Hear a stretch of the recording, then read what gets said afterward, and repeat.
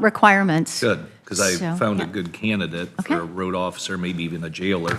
Okay. But he had tattoo, he was a patrolman in California, but he has a sleeve tattoo. It's nice, but if he covers it up, that's what he had to do in California, and I thought that was a fair Oh, solution. absolutely, yes, So- I always felt that. Okay. But yes, this sheriff has relaxed those, Okay. Good. those prohibitions, so Great. yeah. Send them my way, I will get them an application packet, and we can move forward. Yep. Okay, great. Great. Thank you. Deal. Anything else, Mike? Dottie, anyone? Anybody? You're out of here, Dottie. Okay, great. I'll go be productive elsewhere. Back in Okay. my office. Have a good day.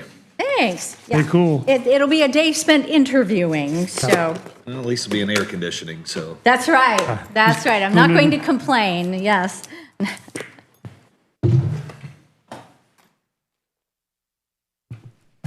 Okay, we've got some time. We can get started on our miscellaneous list. And let's go to payroll right off the bat. I will move to approve payroll. And I will second that. A motion and a second to approve payroll. Are there any additional comments? All those in favor signify by saying aye. Aye. Aye. Opposed, the same. Payroll is approved. Claims, we had a group of claims. Any problems or questions about claims? And here I would move to approve the claims. Second. A motion and a second to approve claims. Additional comments? All those in favor signify by saying aye. Aye. Aye, opposed, the same. Claims are approved. Minutes. Anything on minutes? I'll move to approve the minutes. Second. A motion and second to approve minutes as presented. Any additional comments? All those in favor signify by saying aye. Aye. Opposed, the same. Minutes are approved. Now we can get right into miscellaneous topics. And Holiday Lakes parcel in floodplain. Okay, this was the parcel that Bill had went and talked with Tony Frost about, and then Andrew had sent you some information on whether we can do it or not. So, Did not Bill, need you an can, appraisal below 25,000. I had talked to Mr. Frost. He's in agreement to sell that for the 10,000.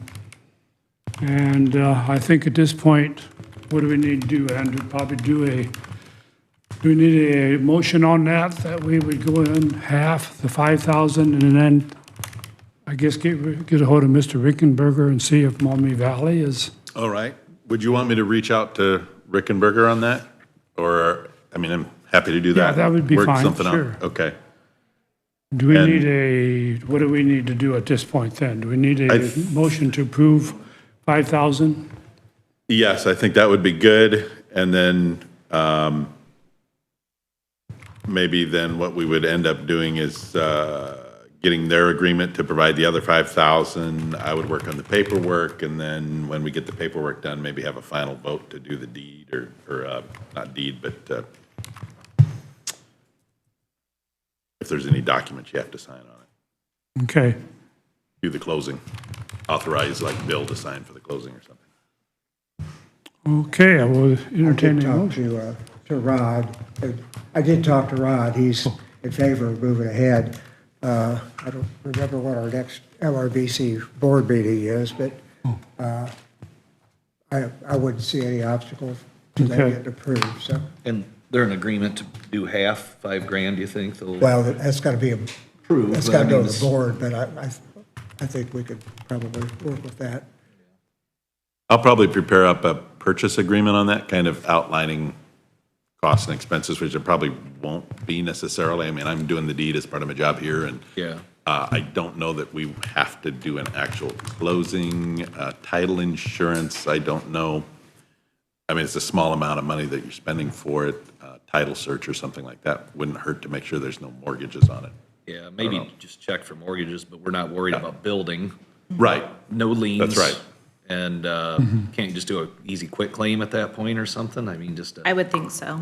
Yeah, sure, Is- and I can make prepare sure there's that no- kind of document. I mean, I don't Yeah. mind doing that on behalf of the county to prepare the deed or something, too. Yeah, make so. sure there's not barrels of toxins on the property first or something, but other than that, it's, Well, the buried toxin thing, you'd have to do a phase no, I one, mean, which is standing expensive. there, you know what I'm Right, saying, right, visible, we're right. not buying a junkyard, but I think more of a, I'll look into what the cost of just a simple title search would be on that. okay.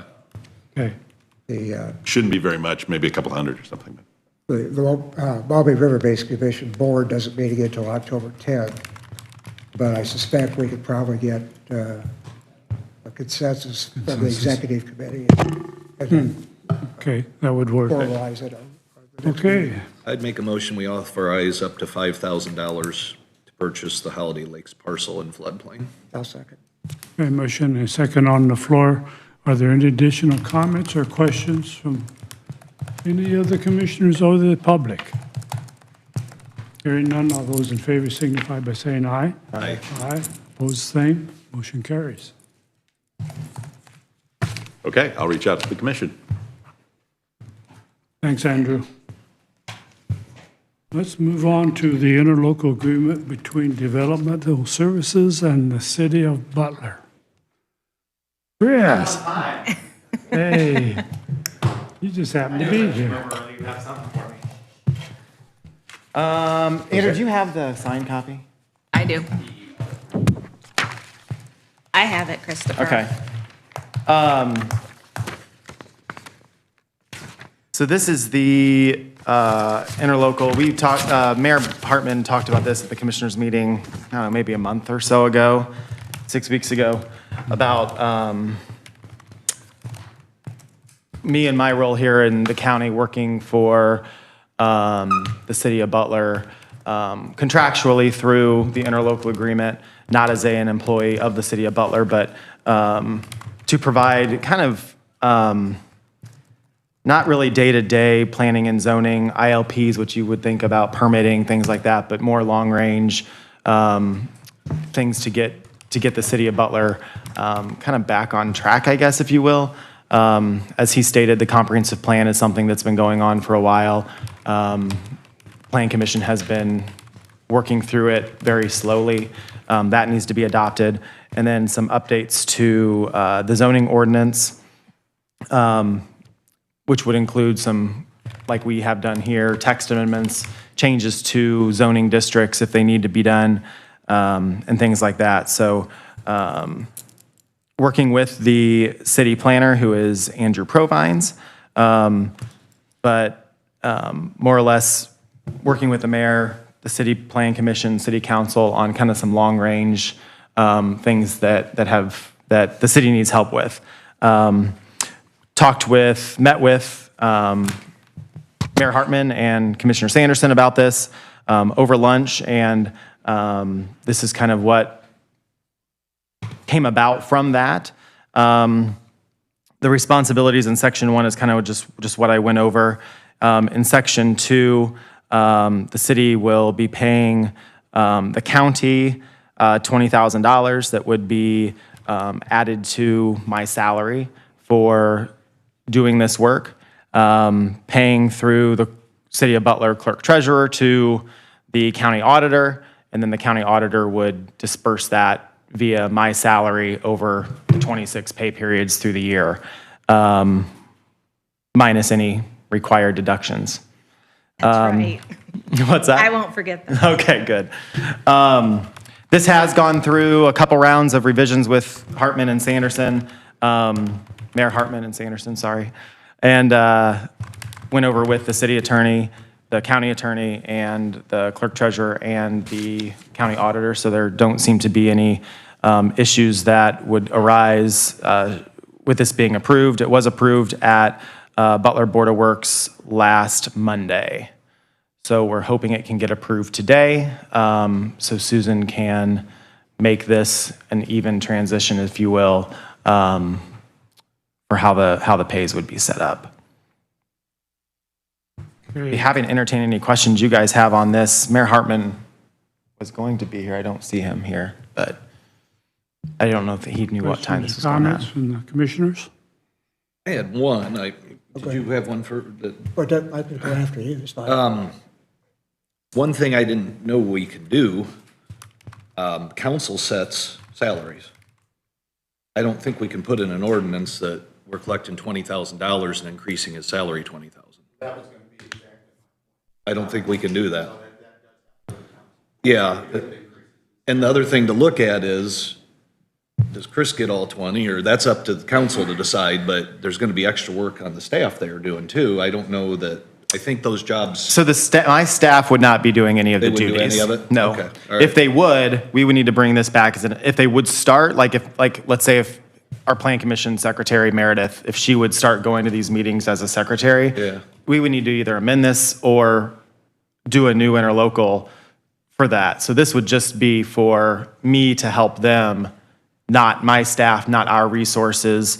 It was brought in here that, copying materials needed for the services would be bought by the city. So the county's not out anything except what we basically would be okay. doing here. But I talked with Chris about this too, that the council, I think, I agree with you, and Rick Ring there, that council does have to approve this too, because technically it's gonna Right. be county money from Butler, so. What I'm saying is I'm not even sure that there should be verbiage in there about a salary being increased because we don't have that authority to do so. We can create a position and the council can assign a value to it, or we can recommend, I surely recommend the pay increase, that's not a problem. Right, But or you to- could say, subject to council approval, you can amend it to that or something. That The would, council has to approve that exact same way. exactly, they have It's in to, the- yeah, they have to Yeah. approve. Right. So that, yeah, it's subject to council approval, I suppose, but I just want to make clear that we cannot raise salaries Right. as a, Yep, as a. I agree with that. Administrative Yep, I body, talked to Chris so- about that, I think. Okay, all right.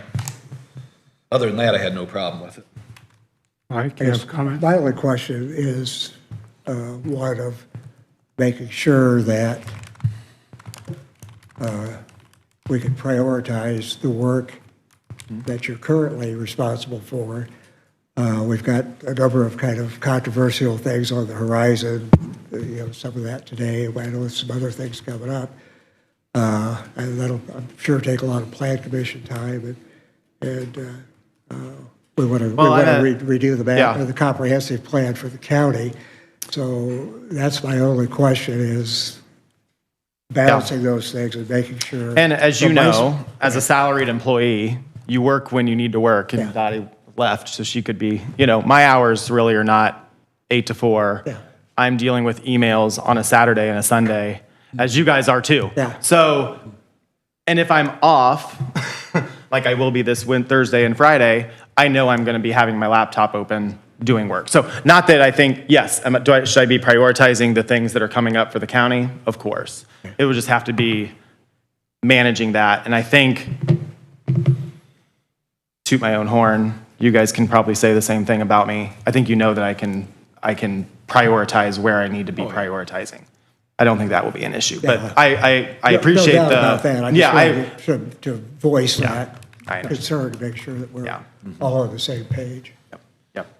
I appreciate that. It just needs to be established verbally that this is a situation and has to be priorities. And Yeah, I appreciate that too. And I'm confident that you will work it in as needed. Yeah.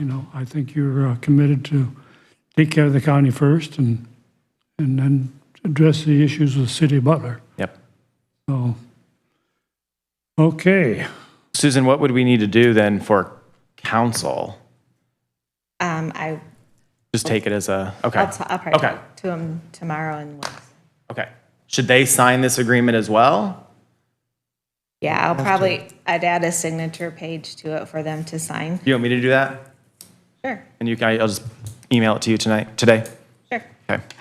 So if the commissioners do their motion approving the interlocal, subject to council approval, then they can do their signatures and then we can talk with council the next couple days. Okay. I move to approve the interlocal agreement as amended with the language subject to council approval.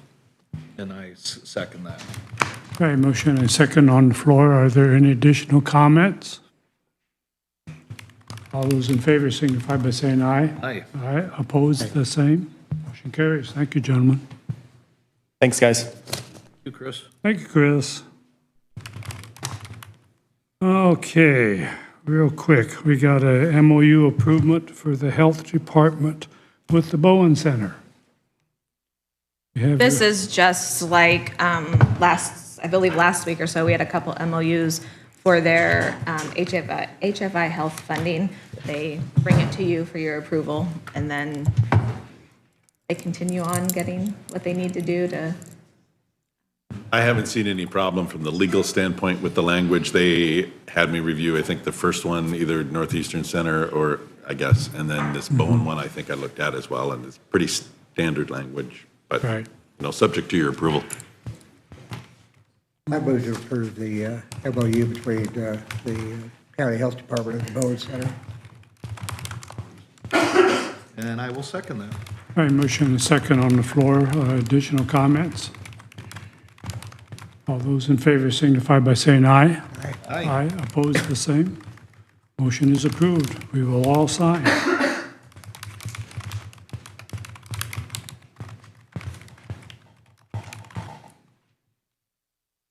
Okay, we're just cruising. Opioid settlement report. Susan? Yes, so I provided the report with the answers that I had to do. We have to do that yearly, and this is the year we had to do it, so I wanted you guys to be able to see it, and then if we could put at least in the minutes that you've reviewed it and Yes. accepted my submission. I liked your answers. 249,812 false. 248,916. You corrected the false. so- Yes, I am the number girl. Yeah. What are we doing with that money right now? The group hasn't officially been put together yet, I think. Yeah. I don't know. It's a lot of money. That's what Mike might know more than I do. Quite a bit of money. I was Coming just together. wondering if there's a, Well, we still have 3 government units that need to sign on to the MOU. okay. My suggestion is, and I haven't had a chance to email everybody yet, but we have the 4 largest entities in the county have already signed on to the agreement. I think it would be appropriate for those 4 to go ahead and make their committee appointment, or their committee member appointments. Let that group start to meet and organize and get their feet on the ground while it's St. Joe, Corona, and Ashley, yet still have to consider and sign on to it. So Yeah. And that would That's be my recommendation. appropriate, is to have all those entities that are contributing or turning their portion over to the county, that they be included in that board. Yes, yeah. Not to get the board too big, but keep it, those that deserve representation are represented. Yeah, it's one member per signatory on the MOU, so. Okay. Do you need anything else on that, Susan? The motion? Something. Something? Yeah, because state board might want to make sure that you guys saw it. and I We just- gotta sign it. No, got there's it. no, We just No. make a motion that we have reviewed your, Report. approve your report Yeah. that you send in for the settlement reporting. A motion second? Second. Okay. I If you made a motion, I'll Yeah, I made a second it. motion to send the report, or to approve the report. Yes. Mike second. Okay, a motion second on the floor. Additional comments? All those in favor signify by saying aye. Aye. Opposed, same. Motion carries.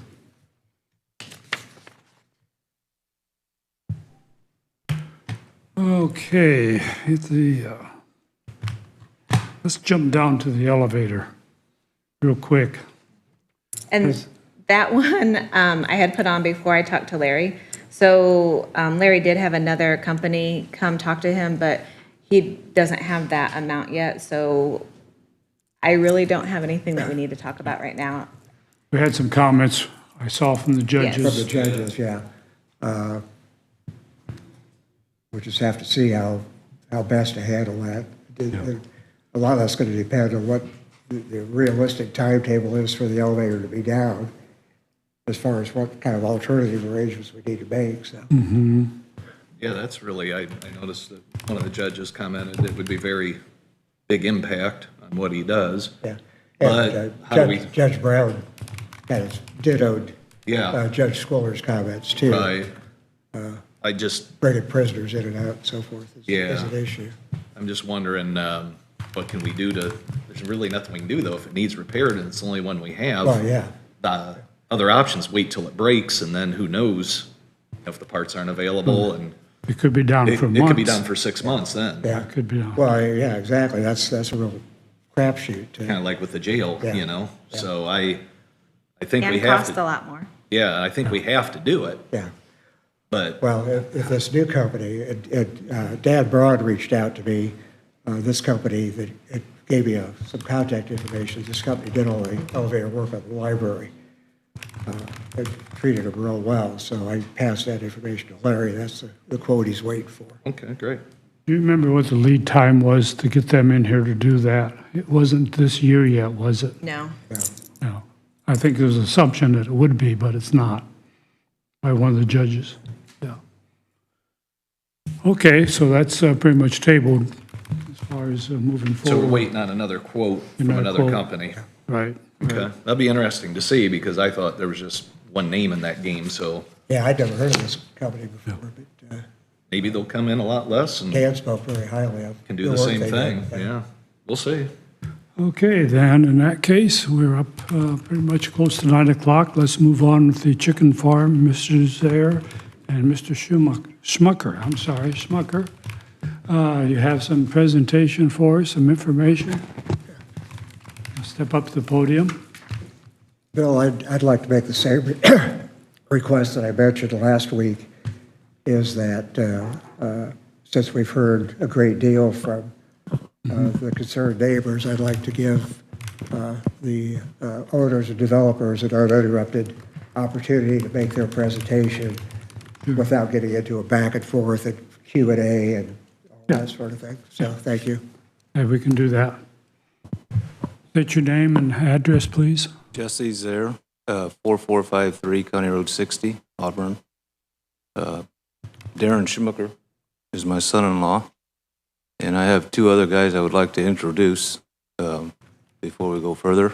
Andrew Lonecker, he's the contractor for these buildings, and he has a barn himself, so I would hope that he could maybe answer some of these questions that I may not be able to answer. Then we have Jonathan Gaius, and he's a direct employee of Herbrooks. That's the company that we're putting these barns up for. I think, as you all know, our thing is, as children growing up, we teach our children to have chores in the morning, go out and do their thing, and go in and have a nice breakfast, go to school, go to work after that, whatever, you know. That's our whole main goal here. We're not here to be a thorn in anybody's side. We're here to work with you, and I think we have been so far, complying with anything that the county has asked us to do. But I'm open for questions, whatever you guys want. I'll try to answer them. If I cannot, I think these guys behind me can, so that's why I introduced them. Okay. So could you maybe just kind of give us an overview of the operation? And I'm sure you're aware of some of the concerns that have been brought forward. Maybe you could sort of address those in terms of how how your operation works and how you handle things like manure and dead chickens and those kind of things. Sure. I think you all know Rollin Seiler. He's a neighbor of mine. Good guy. He's a big farmer here in DeKalb County. He is now buying all of this manure out of the Harlan-Grable area, brings it up, stores it in his barn until the fields are prepped and ready, and then he spreads it. He is on board. He wants to buy all of it from us, everything that we have. He said, give me a month notice. We'll be there with our trucks. We haul it out of the barn. It goes onto his trucks, and he takes it to his barn. If it does get laid outside, sometimes what they call the scratch areas of these barns will need to be scraped up for a bit. It may get pushed outside for a day or two, but then it'll get hauled away as well. So it's not going to hit the streams like a lot of people are thinking. As far as fertilizer, Rollin will tell you it's the best fertilizer you can get, which I think we all know. It's all organic. There's no pesticides. As far as the chores, Darren's gonna go out in that barn in the morning at 5:30. And you may see the lights on in the front part. That's when he's collecting the eggs. It's gonna take him a half hour, 40 minutes. Anytime after 10:30 that same day, he can go out and collect them for the second time. He's done for that day. Unless some catastrophe shows up unforeknown, that we don't know about.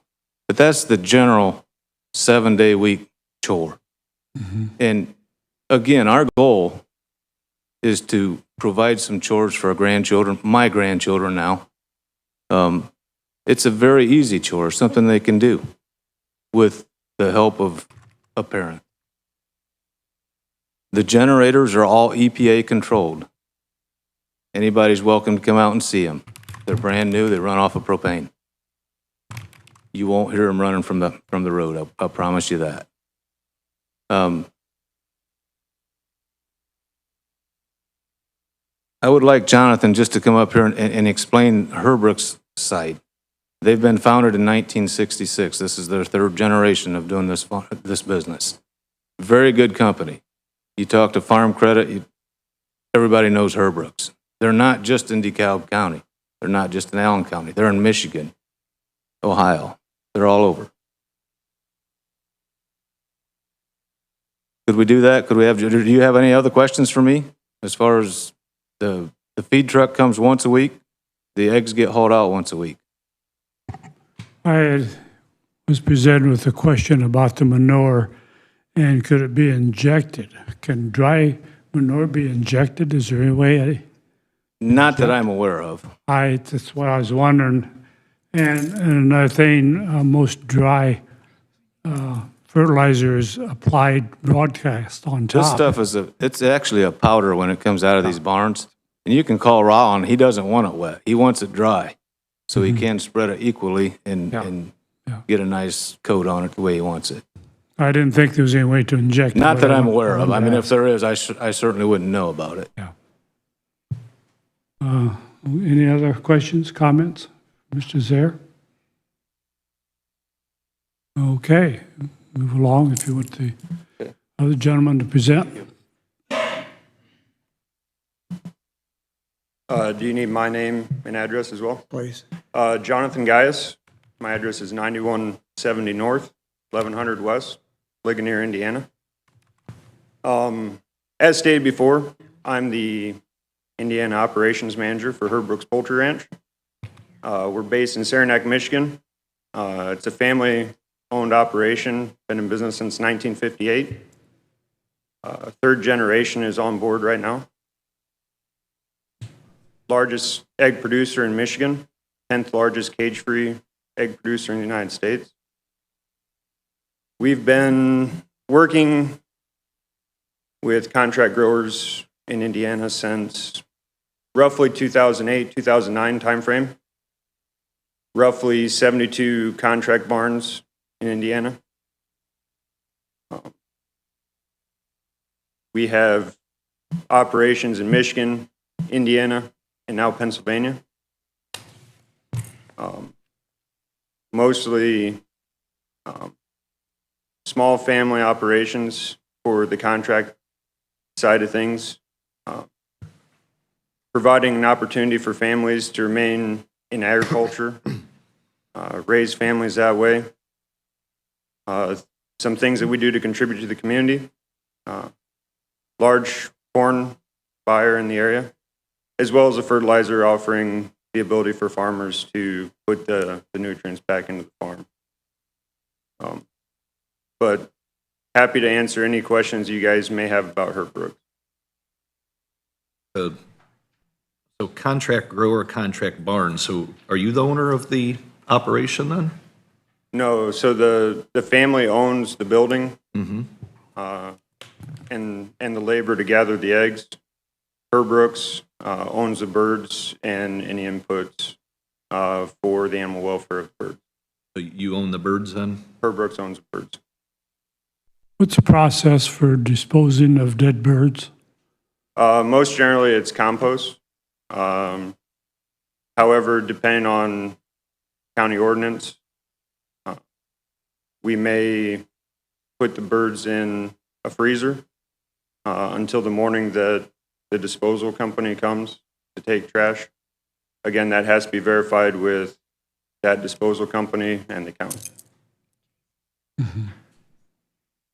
What would be the process at this particular chicken barn? Yeah, please. At this point, we're gonna do the freezer. You're going to the Yeah, freezer? and if there is one, we'll put them in a plastic bag, put them in the freezer until we can get them composted. They're not gonna be laying outside. What's the average mortality rate per week or days, or is there a I number don't know that there? I can answer that. On a So- $27,000 chicken? Yeah. So on a flock of roughly 27,000 birds, typically mortality increases slightly as the birds get older.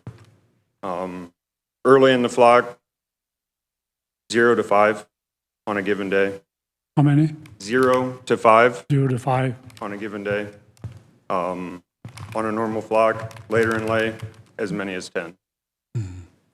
What happens if they was to increase those numbers?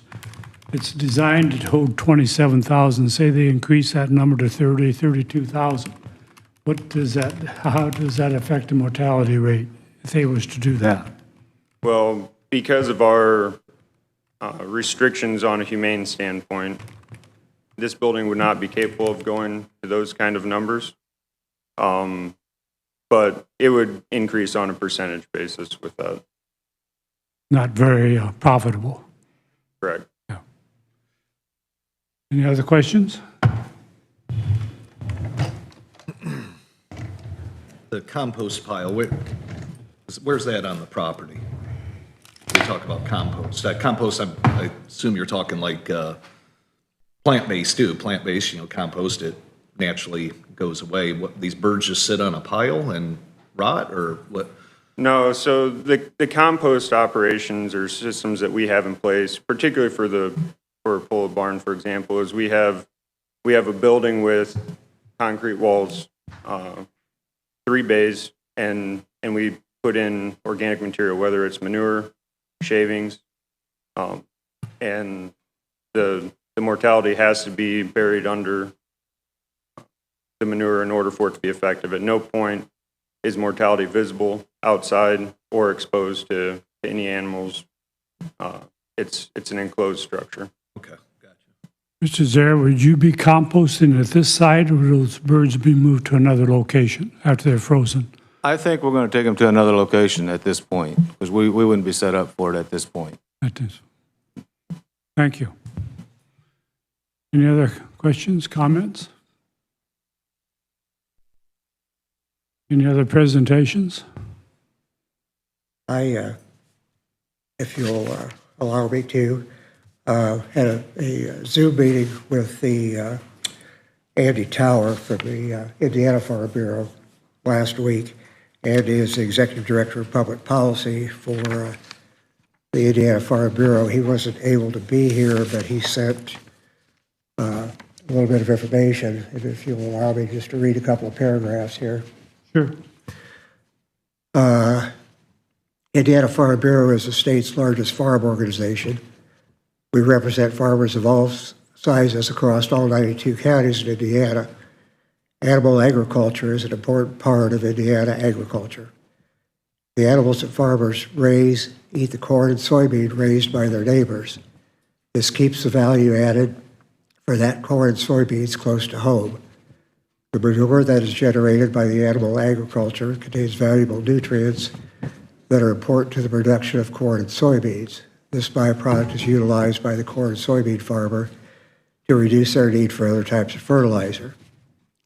The working relationship between animal agriculture and crop production has helped catapult Indiana's agrobioscience economy to generate $23 billion in gross domestic product, which is slightly larger than auto manufacturing sector in Indiana. Agriculture is ingrained into the societal and cultural fabric and legacy of our great state. Given the vast reach of Indiana agriculture and its financial contribution, it brings innumerable benefits to Indiana communities. We recognize that many Hoosier citizens are not well versed in the complicated science of agriculture, and often there is a fear of unknown, it is important to review the impact that our industry has on Hoosier communities. You will quickly find many places where modern agriculture coexists with citizens to build dynamic, thriving communities. Andy also sent me a little bit of information that is real relevant to our regional area here, in that currently in Indiana, there are 1,262 chickens. So when this Say barn, it again. What's that number again? 1,262 In where? in DeKalb County. In DeKalb, you said Indiana, I thought, but sorry, okay, that's DeKalb. okay, okay. So when this barn is done, there'll be 28,262. In Elkhart County and LaGrange County, which both have very large Amish communities, in Elkhart County, there are 460,792 chickens. And in LaGrange County, 901,594. There are virtually no issues in both LaGrange and Elkhart County. I've got calls in from commissioners from both just to glean some more information. But our Bureau data shows that those communities, those chickens and the neighbors all coexist rather well. So I just wanted to bring that forward as part of the research that I did. I know there are some members of the DeKalb County Farm Bureau and Susan Lawrence, who's the regional director for the State Farm Bureau, are here. Susan, do you have anything you want to add, or anybody from the DeKalb Farm Bureau group? I don't think there's anything other than what you read of Andy. Okay. Okay,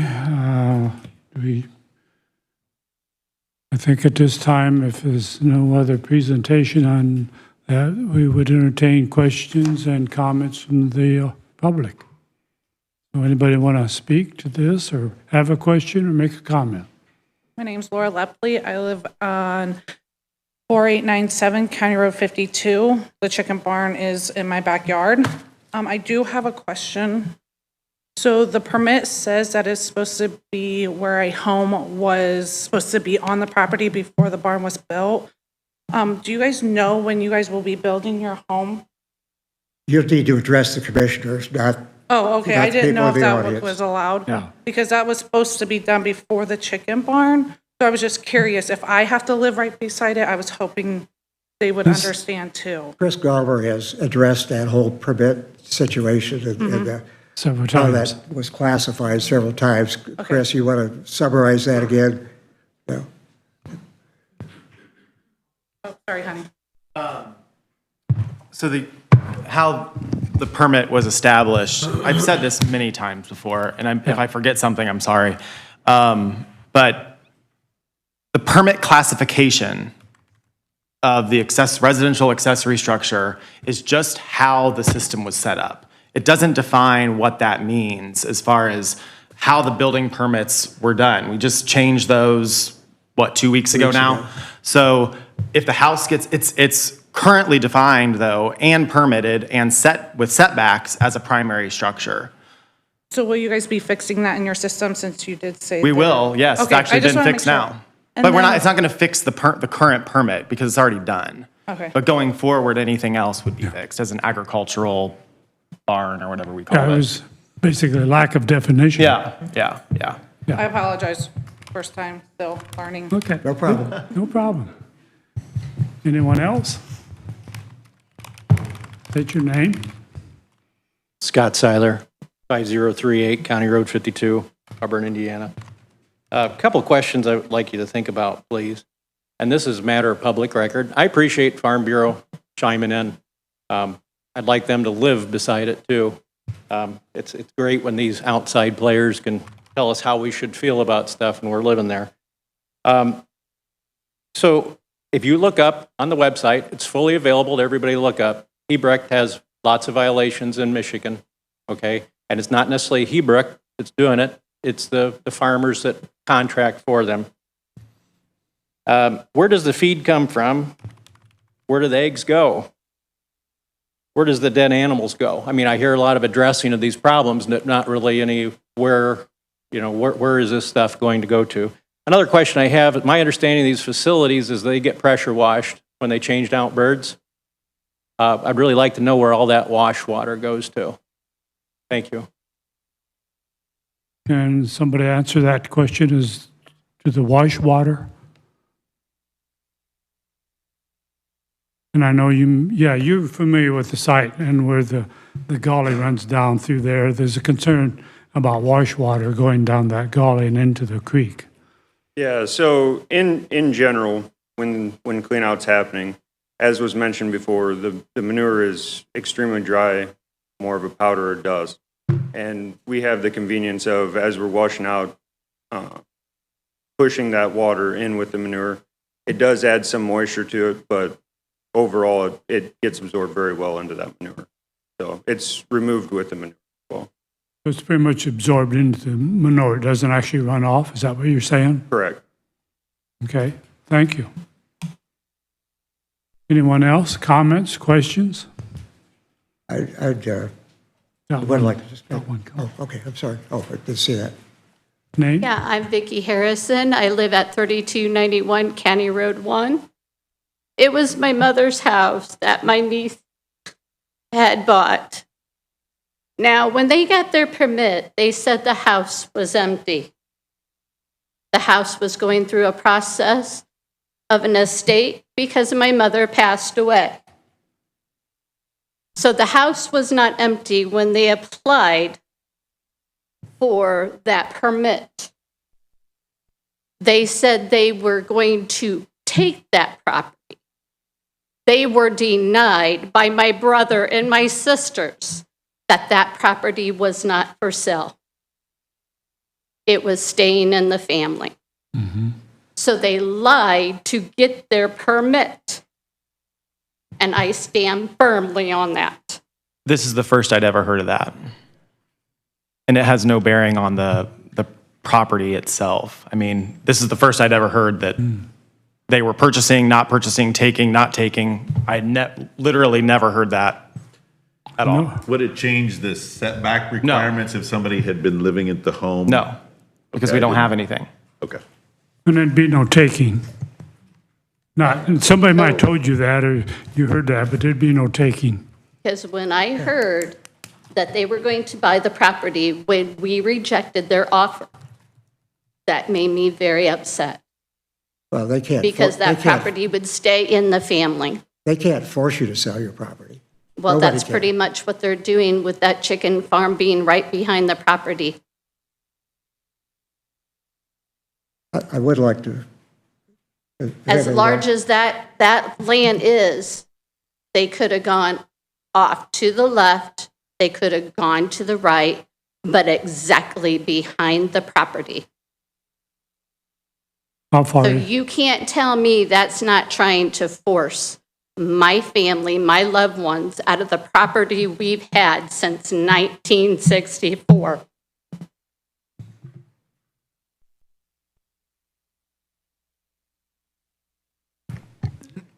This is why you have zoning and setback regulations. They're meeting the setback regulations for a primary structure on the property. We can't dictate exactly where people put anything on their property.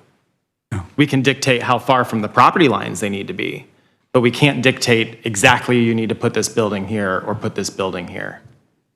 Now, how would you like to have that odor in your backyard where you couldn't even have an air conditioner to breathe in this heat?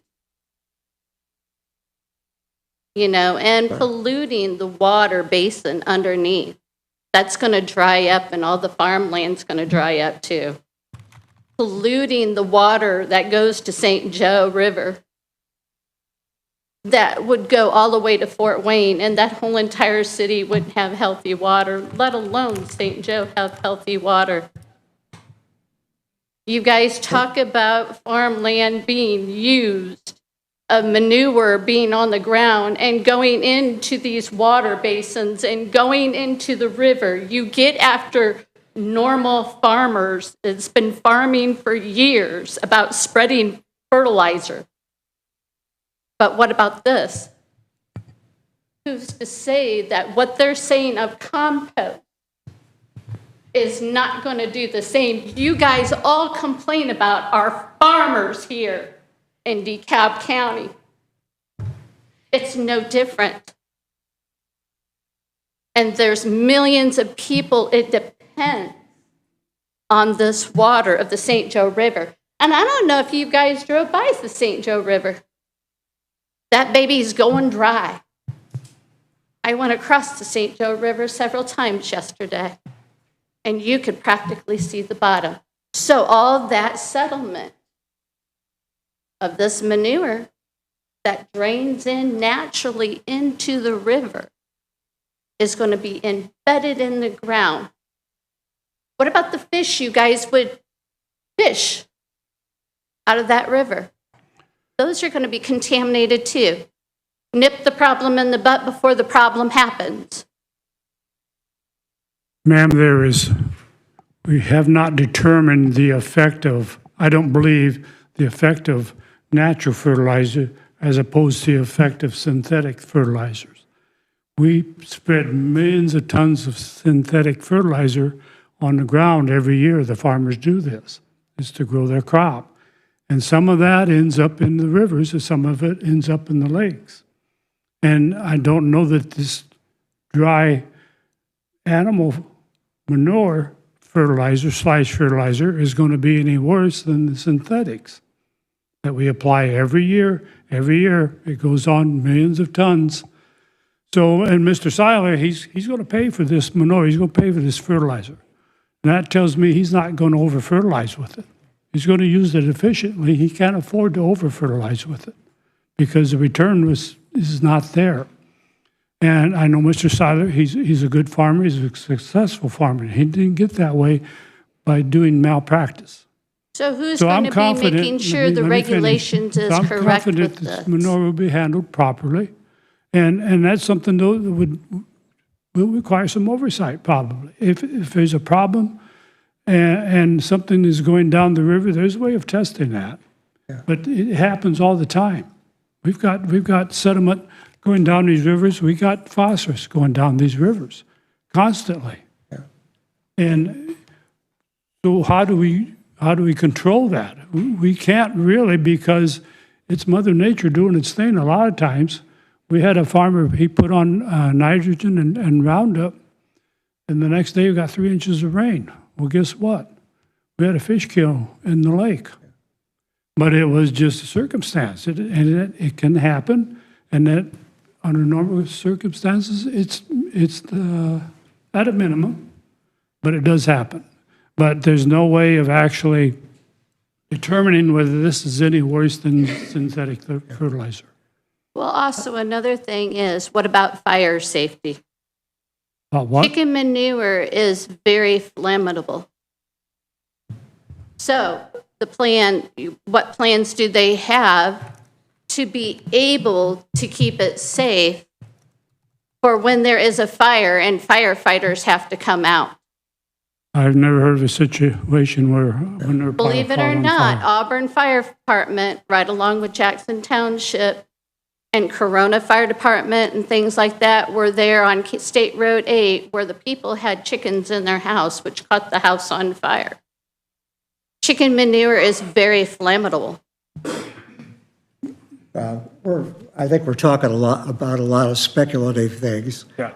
But with that really many chickens, that's very extremely flammable.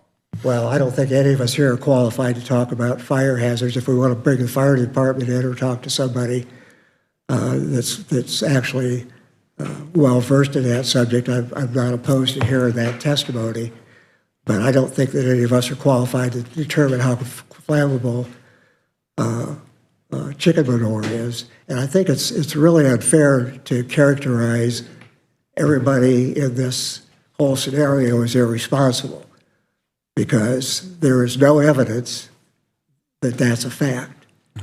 And it's also, I think, wrong to make a statement that we've got outside players coming in and making statements here. We have local farm folks who belong to the Farm Bureau sitting in the audience here. Those are our neighbors and our constituents. They're not outside players. And I think I'm a little disappointed that we're trying to characterize this entire operation that isn't even in operation yet as somehow being irresponsible. I think that's just Being a firefighter widow, I know when it comes to big properties with animals, with a lot of manure, it's an awful hard battle to fight. So just keep that in mind, just because those are the situations you guys will have to deal with. And we will deal with them. Thank you, ma'am. Just anecdotally, Susan, do you have any anecdotal evidence about fires in chicken operations? Not that I can Speak to? certify and say, Okay. that, Yeah. if there is an issue, they are. Okay, That is, thank you. Quick Google search shows it takes 190 degrees of ambient temperature to spontaneous ignite manure, chicken manure. 109. Yeah, I'm just giving it, I mean, yeah, just my look there, so it'd have to get to 190. Yeah. But, anyway, And if it's disposed of and hauled away to Mr. Seiler, then it's Mr. Seiler's liability, yeah. basically, at that point. Yeah. Once Well, he's paid for it and bought it and hauled it to And I- his farm. And I get the concern. Some of these farmers have 8,000, 12,000 gallons worth of diesel fuel on their property too, along with, I don't know that nitrogen's definitely not flammable, but ammonia probably is. Yeah. You know, I mean, there's mitigation ways to keep things from catching on fire, and obviously you wouldn't want to pile 30 foot of it up and put it in the direct sunlight and put tinfoil over it and start a fire. No, I'm serious. I mean, you wouldn't want to do that. But it could happen, but it takes 190 degrees, and that's pretty darn hot. And I want to remind everybody, there is a process whereby they do ferment manure, and it creates a gas. Yeah. And it creates Methane. heat, but I've never heard of one. Well, we got one right out here. in Oh, that, Butler. Yeah, Yeah, big the methane. gasification of manure. And that requires heat. It builds heat. I don't know the exact process, but I've never heard of it. We have no problem evidently with it catching fire, spontaneous I think combustion. the chemical reaction of it breaking down is Yeah. what produces the heat, and then the gas is the gas byproduct will come out. of it breaking down, decomposing. Yeah. Any other comments? Now's the time.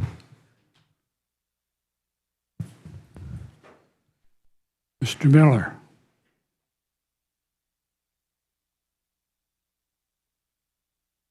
Jim Miller, 3708 County Road 12, Waterloo. As a fourth-generation farmer, we are constantly doing whatever it takes to make sure that nutrients do not go into the water system. It's called 4Rs, right? Placement, right time, and I forget the other two, but it's a program that we've been trying to follow and have been successful. We have, along any open waterway, we have a buffer zone of 60 feet along each creek to stop the nutrients from getting in the open ditch. We apply fertilizer. We have applied organic fertilizer, and we still apply the commercial fertilizer. The one thing we do is the nitrogen, if it's not incorporated into the soil, will dissipate into the atmosphere, and we lose it. So in our situation, whenever we put fertilizer on, we make sure it's incorporated so that it stays on the ground. We do anything and everything to make sure that those nutrients stay on our farm. And twofold. Number one, farmers have been put at risk, especially in Ohio, with the St. Mary's area going into Lake Erie, about, just like you said, the phosphorus issue. We have to make sure that we keep that on our property. And the second point is that by keeping that phosphorus on my property, it lowers my fertilizer bill because that's the fertilizer I can use instead of having it go down the stream and come back and have to put more on. So I will do anything and everything to make sure that the fertilizer stays on my land. It just makes economic sense, if nothing else. And my son and I are trying to do anything and everything to make sure that that phosphorus, that nitrogen, the other thing with the nitrogen, when we put nitrogen on, we put a stabilizer with it that keeps it in the ground and keeps it from dissipating with a heavy rain. So it stays, and it has a time release, just like some medicines we take.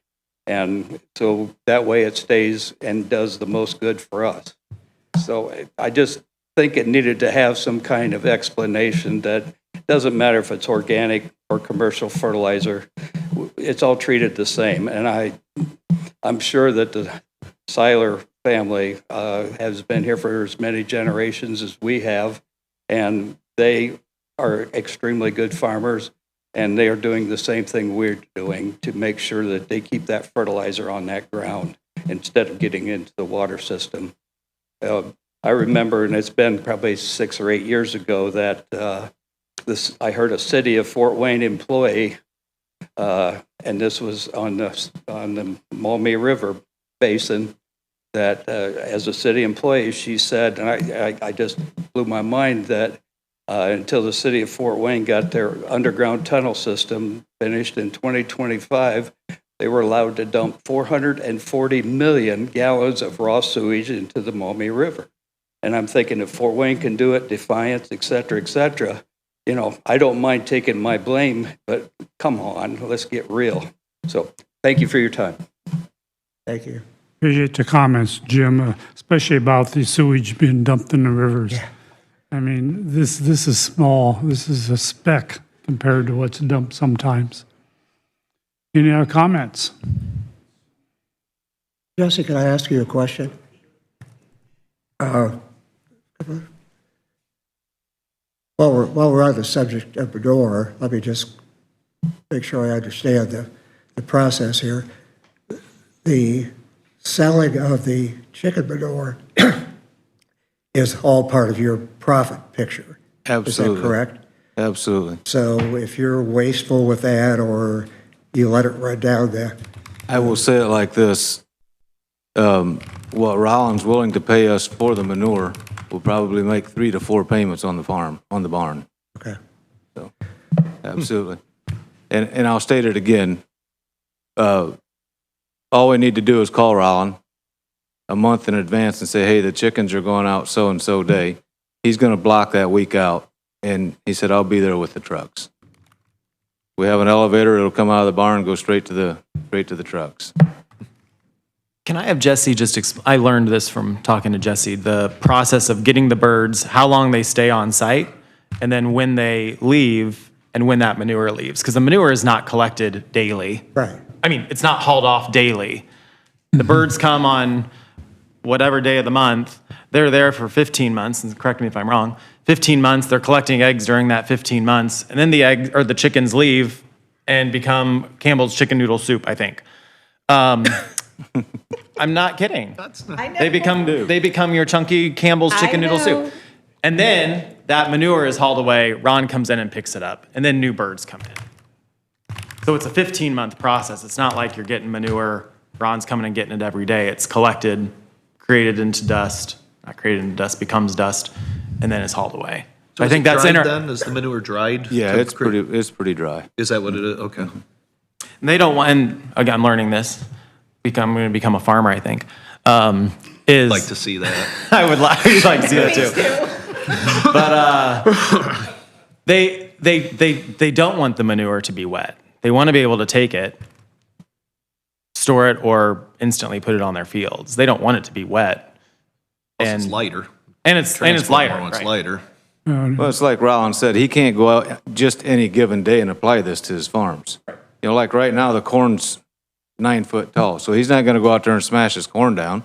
So he stores it in his white hoop barn that he's got until the application can be applied. The process of this manure now, I'm a little bit confused. Does it just stay on the floor in that facility? It does, yes. It does. And you take the chickens out, you take all the crates out or There's no crates. They're free range. they're free? They are have their free range. nesting boxes that they go into. Chickens go, you push the manure out, haul the manure away, Yep. and it's gone. Yep. It's not sitting on a pile outside. Nope. We'll make sure that Rollin has his trucks there. Now, that's, Or I'll haul her over to County Road 60 on my farm. okay. Thank you. Could you address the odor from the day-to-day operation standpoint? I know we've had some conversation and concerns about that. I'm going to let Andrew come up here and explain that. He's had a barn for 19 years, or 16, and his house is literally right beside the barn. I think he might have a 100-yard walk to go from the house to the barn. I will let him explain that because I'm sure he can better than I can.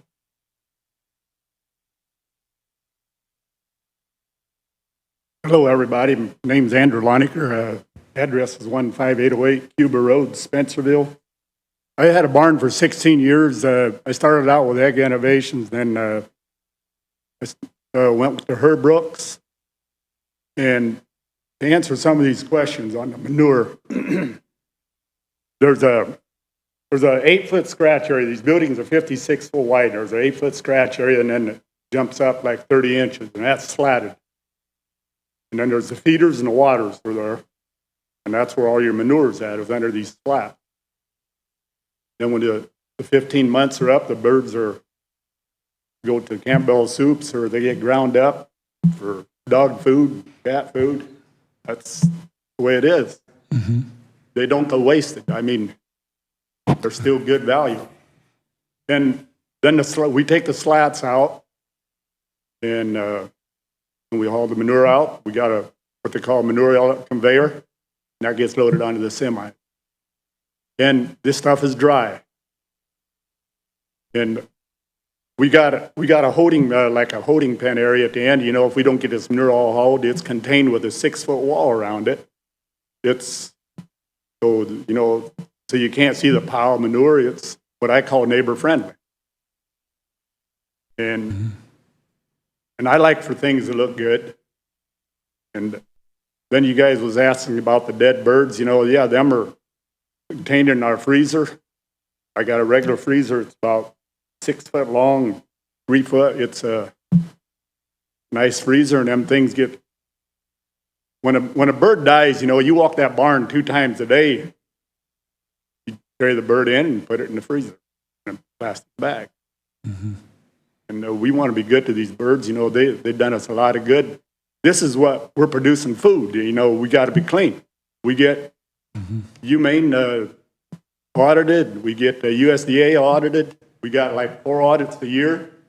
And we got to keep everything in compliance. We just can't go out here and ignore things. We got to stay in compliance, or we can't have birds. And that's the way it is with the manure. It's I spread manure on my farm. I've got 145 acres there where I'm at. And my fertilizer bill, when I put out my corn, I never have to apply no nitrogen. And I can raise 200 bushel of corn just since I've been using this manure. And in my alfalfa, I never have to spread any line because there's calcium in this, because it takes calcium to make egg. And talking about runoff, when we wash our barn out, I got a water meter on my water supply there, and I already looked, and I use about 1,200 gallons of water. And over, you know, you take that water over an amount of 28,000 square foot. That's very little water. And very little runoff. You know, it's 1,200 gallons like per Jonathan washdown. said, you know, you get that all mixed up, you don't even hardly notice if there's water in the manure. And I think it's very simple, and it's a good family chore. Me and my wife, we take care of that now. We spend about 2.5, 3 hours at the most out there a day, and we always suit up to walk the barn, and we got our suits hanging in there, and And it's not a dirty job either, like people think it is. It's, you walk through there and it's pretty nice in there. In the afternoon like this here, you go in there and got some fans going. It's a nice, cool place to work. And like Jesse said, my house is only like 100 yards from it. We've got our windows open at night, never smell it. We got fans going all day long, you know, this time of year, and that thing's aired out. You can walk in there and take your hat off. You know, the air is moving through there, and your hair will blow. You know, that's how much air is moving through that barn. I hope I answered a lot of questions, and I think the neighbors all need to, when they got an open house or something, they need to go look at the facility, and that might have helped answer a lot of questions too. The fans run 24/7? The fans, yeah. The fans run 24/7. If they don't, why, them chickens would be in trouble. Yeah. Get too hot. Yeah. Oh, yeah. How about in the wintertime? Late Friday. Wintertime, you know, it's a controlled temperature. Whenever, there's always 2 fans running most of the time, but it's according to your temperature, you know, in the It'll winter. regulate. Yeah, Yeah. Makes sense. yeah. You cut back in the wintertime. You don't Yeah. have to cool them in the wintertime, And obviously. it's normally, you can set that temperature like 68 degrees, and it'll vary about 2 degrees, you know, up or down. Okay, any comments, other questions? Thank you. Anything from the commissioners? Anything from the public? Thank you. I think we will close this session then and move on with our agenda. Appreciate everybody coming out. I hope they have answered your questions and concerns. We'll move on. I think the main thing is to monitor, be good neighbors, and, you know, make sure they stick to what they say. Wouldn't blame you for being on top of that. That would be my wish, and I'm sure they're willing to accommodate. If they want to stay in business, they got a big investment. They don't want to get shut down, obviously. Absolutely, I agree with that. I think if there's any takeaway from this whole thing is that conversation and communication with neighbors in kind of in advance of the projects coming online would be a really helpful component of the whole process, I think. Go ahead. Here, Jesse. I live just around the corner from the barn. My shop is on County Road 46A. If you got a problem, come see me. I'll be glad to talk. I won't run you off the property, I promise you that. Appreciate Thank that. you. Appreciate that. Okay, Right? we'll conclude this then and move on with our miscellaneous topics at this point. Thank you all. Let's go to the Health Department truck price. And comments from Todd. I think you have some info on the, Yeah, the biggest concern of the health department on a truck for selection, or a vehicle, I should say, because they don't want a pickup truck, is ground clearance. Yeah. And I get it, but I kind of don't. In other words, you're not going out in a field with 2-3 foot ruts, and if you are, you shouldn't be taking that vehicle anyway. You're going to hurt it no matter what it is. And but it does need to be capable. It needs to be 4-wheel drive. They're going to be going through some driveways that are going to be bad, so maybe some unimproved fields. Again, a Jeep Wrangler is a fun vehicle. They're great. You know, that if you like being in a convertible, there's no, Susan, tell them, they're great. They're fun. Maintenance-wise, it's the worst vehicle we've ever had to sell. Just, they break. Axles, heads, transmissions. I mean, it's just not a good vehicle for the county owned. And I think it's also it's a stigma. In other words, it's like, oh, they have Wranglers, you know. And I had someone comment, I don't know if it was one of the board members at Health, they said, well, the post office uses them. Well, they don't, the private contractors do. And do you know why? They come in right-hand drive. It's the only vehicle you can buy in the United States that's right-hand drive. yeah. So That's the reason for it. I guarantee you, if you could give a mail carrier a right-hand drive RAV4 that gets 30 mile per gallon instead of 16 and didn't break. One of their other issues too was saying, well, we need a new one because we want the warranty. Well, that's true. You get a 50,000 mile warranty with a new one, but it has to go to that dealer and they will run the timeout well before they'll run the miles out. Just they don't put that many miles on a vehicle. And you can buy a pre-owned vehicle. A RAV4 would be my choice. 32,000 for a 2-year-old one with maybe 20,000 miles. You put a $1,500 warranty on it, and it can be fixed anywhere, not just at the franchise dealer. You could take it to Brian's Automotive. You could take it to the franchise dealer. You can take it wherever you want, because if you do buy a Toyota, there's no Toyota dealer in Auburn, so that would be inefficient. But I think the RAV4, especially if you put some aggressive tires on it, has plenty of clearance. So if you need more clearance than that, you're not going to be walking that field anyway. Especially, someone that working in an office that, mostly an office job. I'm not saying they don't get out in the field. I'm just saying they're not out there with their steel-toed boots and their helmet. And so I would recommend a Toyota RAV4 or a similar vehicle. I'm willing to have that discussion with them, and I think I should sit down and say, what vehicle is going to work other than a Jeep? Because I just can't see that being the correct vehicle for that department. One other thing, let me just say one more thing, and then they said they didn't want a truck, which is fine, because they didn't want to have to reach in that bed and pull stuff out, which I agree with. That's a pain. But I'll tell you what's really cool. I don't know if you've seen these. You can put a cap on the truck now, or a sliding cover, and then they have these pull-out storage bins. What's great about them is they pull out, open up, and now you can access it from either. You talk about organization. You can put everything you need in there. It's out in, it holds it secure. Pull it out in the field, do your work and you do, throw it back, you're done. Right back in. And to me, the best vehicle for them would be like a Colorado, maybe even a Maverick, or a Ranger, a little smaller vehicle than a full size. The Ranger's getting pretty big to a full size, so I would probably, well, the Colorados are pretty big now too, but I would recommend that, especially if you wanted to buy local. And if you get a great deal on a new one, Ben Davis has a brand new one that's a good deal or something. I'm not against brand. I'm just saying there's other options than a Jeep, so. The thing about it, it's kind of a misconception, and a lot of people don't understand it, I think.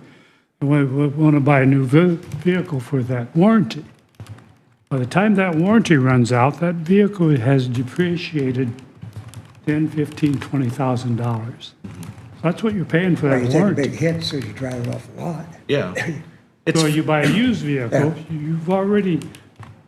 it's already depreciated. You put a $1,500, even $2,000 extended warranty on it, and you can take those up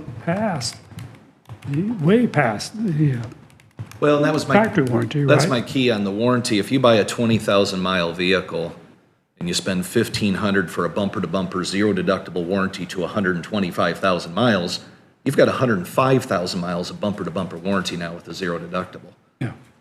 And you can buy that on a new vehicle too. You can buy a new one and get an extended that'll do the same thing. That's fine. I'm just saying, for $32,000 all-in cost, you get a 2-year-old like brand new RAV4 with a 125,000 mile warranty on it. Yeah. And I don't want to be any part of the purchase. I'm just trying to direct here. And I think that low 30,000 range, you find a very capable vehicle that's also dual purpose. If they want to go to a convention in it or something, they can hop in it because it's comfortable, it's good on fuel, it's a safe vehicle, and it's reliable. That's the thing. Those things Toyotas are just amazing. But here nor there, I think it checks all the boxes. It might be a little light on the ground clearance they're looking for. But like I said, if you're, that it has almost the same ground clearance as a truck, and how many times have they stuck that truck? I've never seen that truck dirty.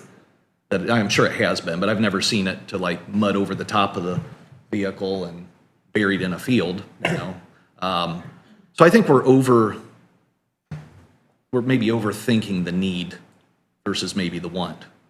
And I would just like to see a more reliable, better fuel economy, better maintenance track vehicle. And I think you're going to find that in like a Toyota RAV4 or similar. And Hyundai's the same way. Hyundai makes a good vehicle too. And, CRV, no, that's a Honda. that's a Honda. Yeah, Hyundai that has is a some good Honda. ones also. Maybe, RAV4. but I think the RAV4 is the toughest of them. To me, it's more, it's a tougher vehicle. Mike, I comment? don't think it's unreasonable to have that conversation with Kathy and with the Board of Health. Yeah. You know, they may not be aware of all the options. I hadn't even thought about the pull-out section for the pickups, you know.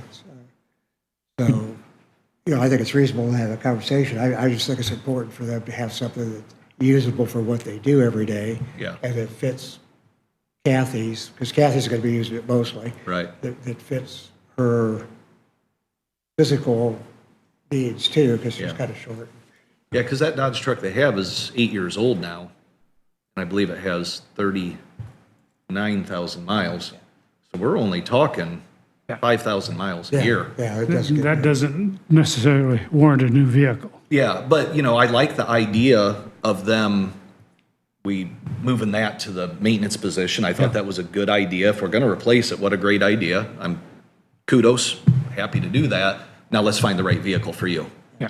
You know, So what I'm actually needing today Yeah. is that price that we're going to Pay for the truck. pay for the truck so that we know which avenue to go, because we have to move monies Okay. from different funds. So that's, I'm not as worried about the total price as I am the vehicle selection. So I'm happy to put you know, if you want to, I know, but I have to know how Price much. that we were willing to give for that pick, for the truck. Yeah, I have to know how much we're gonna give for that truck, because I will need to pay X amount of dollars towards whatever they get, or back to the health department, because it's health funds versus right. county general funds. You're and talking about things how like much we're going to pay for the Dodge? that. The truck that's going to Maintenance. Larry. Maintenance. Yeah. Right, okay. They bought that one new. I saw the original invoice in your email.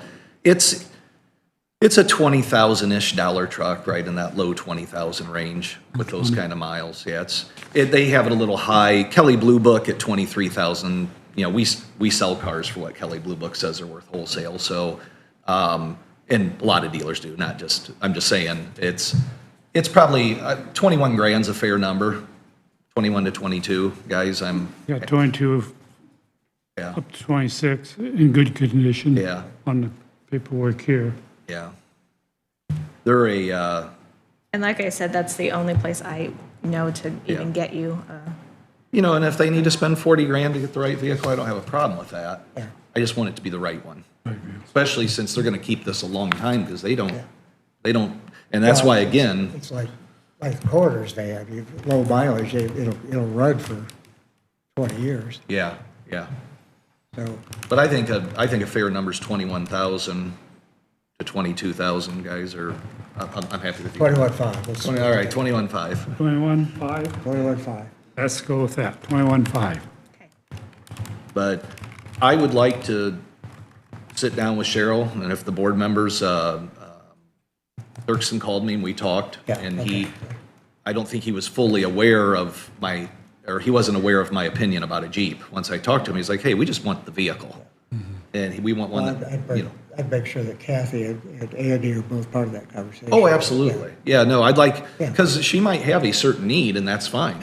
At her age and my age, my needs anymore are lateral move into the seat, lateral move out of the seat. I don't want to climb up, and I don't want to have to crawl out. So I look at that more. But I think maybe a phone call to her after this and say, let's nail down the vehicle. We've put a price on the vehicle, the Ram. Now let's nail down what you really need and what Follow you'll up on accept. that. And then, yeah, do that after the meeting today. I don't have any objections to that. Okay. All righty, good work, everyone. Let's take a break for pledge. Okay?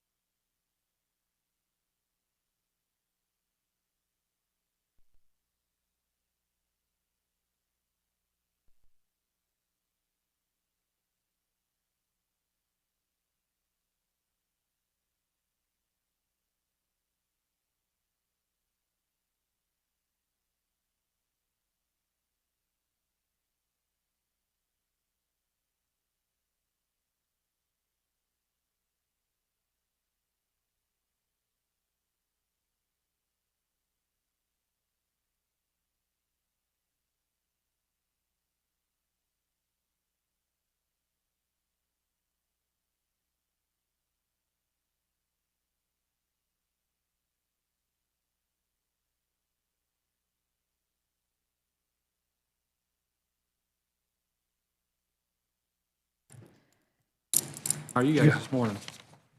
Good. First thing I got for you guys this morning, I emailed all of you the booklet for the appraisal Yep. for the parcel on County Road 23. I did send this off to Andrew, and he said it met all the criteria as far as he's seen. I looked through it, I was okay with it. I have not sent this to Metal Technologies yet or anything. I want to make sure that you all was okay and on agreeance with it to move forward with an offer for the right-of-way, what, $8,000 is what they estimated that property at. How does this work? So we get an appraisal, we make an offer, and then let's say they say, no, absolutely not. What's the step after that? Where does the negotiation go after that? I'm sure this I don't will think work, we're gonna but have that I'm just problem, curious, but- so in the future, how, do you? You go would in have and- to get another appraisal, and then depending on where that was at, I think all we can do is go between the medium of the two, or, And then they have to take it? we Well, would, or there's eminent Eminent domain. domain. That's what I'm saying, when does eminent domain come into play? Do you? when they don't take it. If they refuse and you have a reason to do the project, then you have to go through the eminent domain steps, Okay. which is a hassle. Okay. Costs a But lot they've more already than that. communicated that Oh, they're yeah. willing to be Yeah. very reasonable on it. Yeah, I'm not I worried think about that's this a one, I very just, reasonable price. yeah, You know, yeah. that was what, net, quarter of an acre or something like that, There's like .335 or something like that. third of an acre. I don't think it's gonna affect their operations at all. It's just No. part of the No. front lawn area. Well, it's, the setbacks alone there would be, .355. yeah. A little over a third. Strong third, yeah.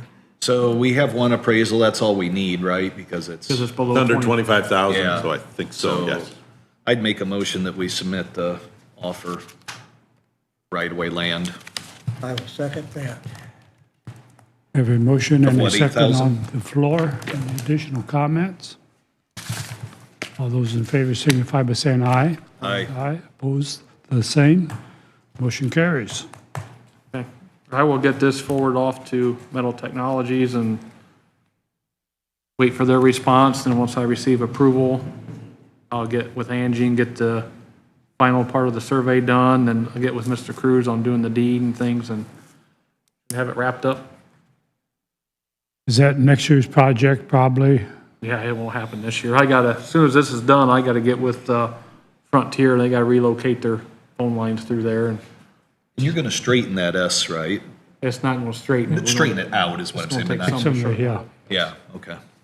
We're going to do that in-house? I plan on it, yes. Okay. New That's my paver? plan. We got a paver. Use a new paver? There you go. We're ready. So, like I say, I gotta get some utilities moved first, but Yeah. I'll have to get Okay. that done. And then the only other thing I got is just the sign quotes. I did email you guys the one from Creative Sign. I've got the one copy here, that's all I printed off this morning. You guys can take a look at that. Did they have a drawing of that? It's basically gonna look just like the one I originally Just like submitted. the original one? I like that design. I think it looks great.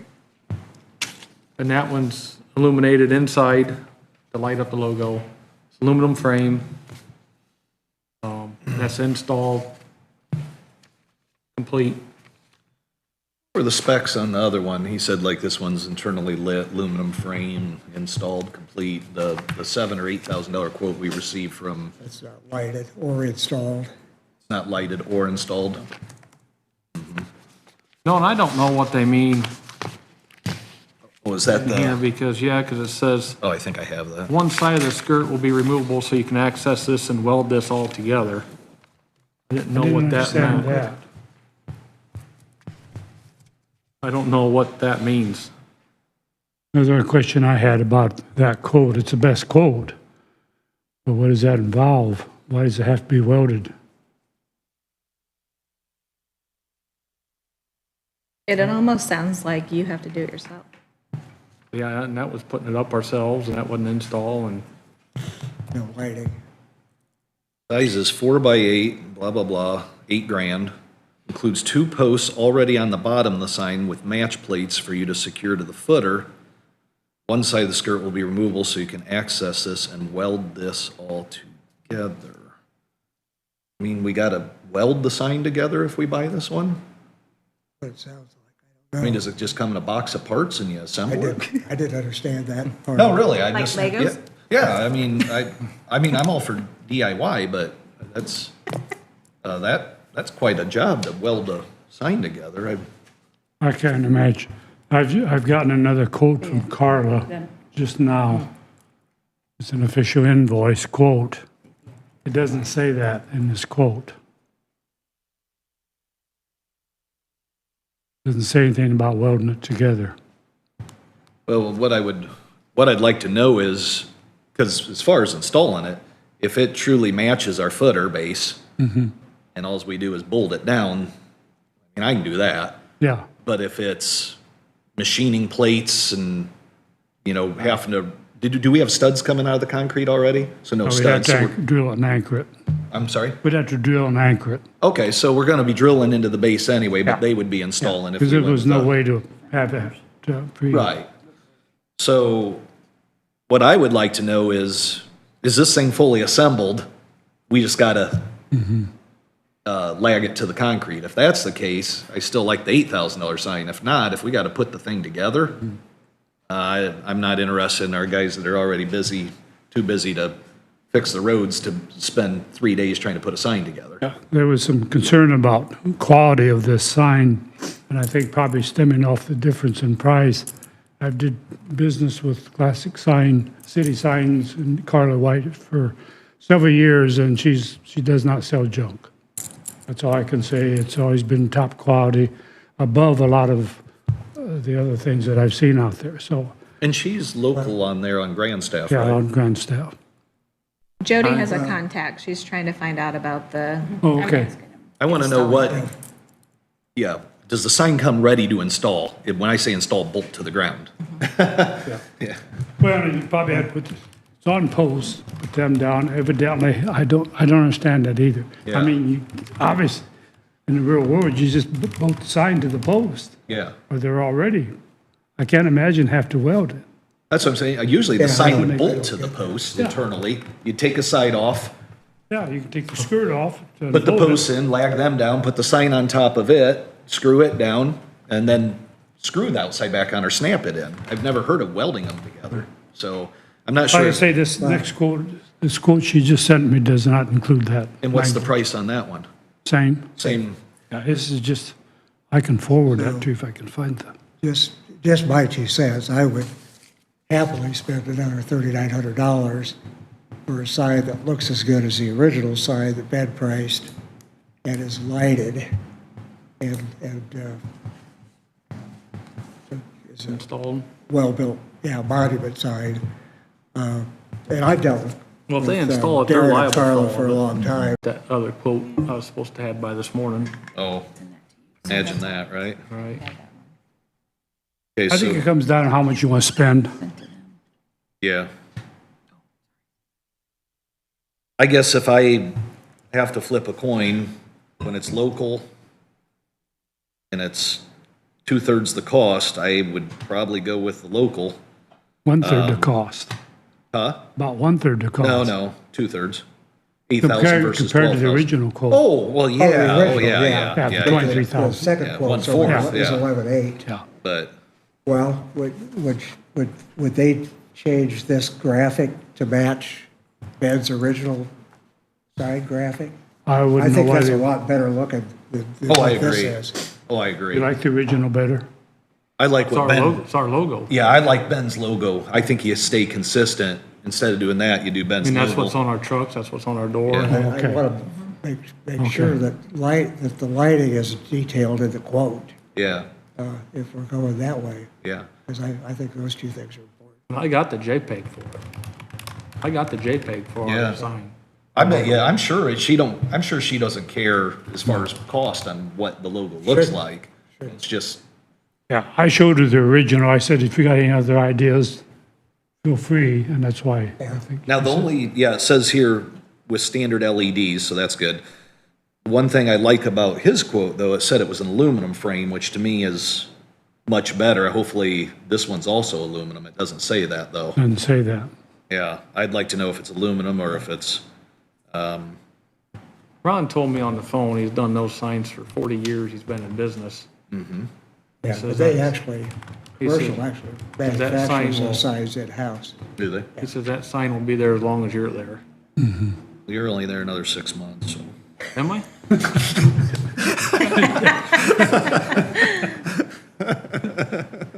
Pushing retirement age. Yeah. It's Not coming, that one close. day at a That's like, time. why 6 months? How about today, right?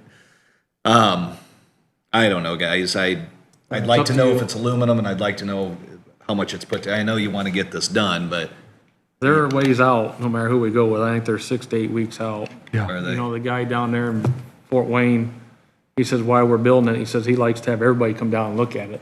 Their signs why it's built, and we can see how it's built and what they do, and I don't know nothing about him, but, been around the area a long time, and he talked pretty good about it. I mean, it sounded like it was decent. I don't know the specs on the one from Carla or anything. Like I say, it's up to you guys.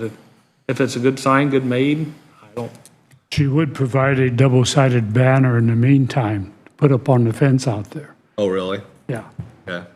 yeah, we could have that before the open house. For the open house? Yeah, It'd be kind of nice. I mean, that doesn't sway my decision, but it is a nice It just- gesture.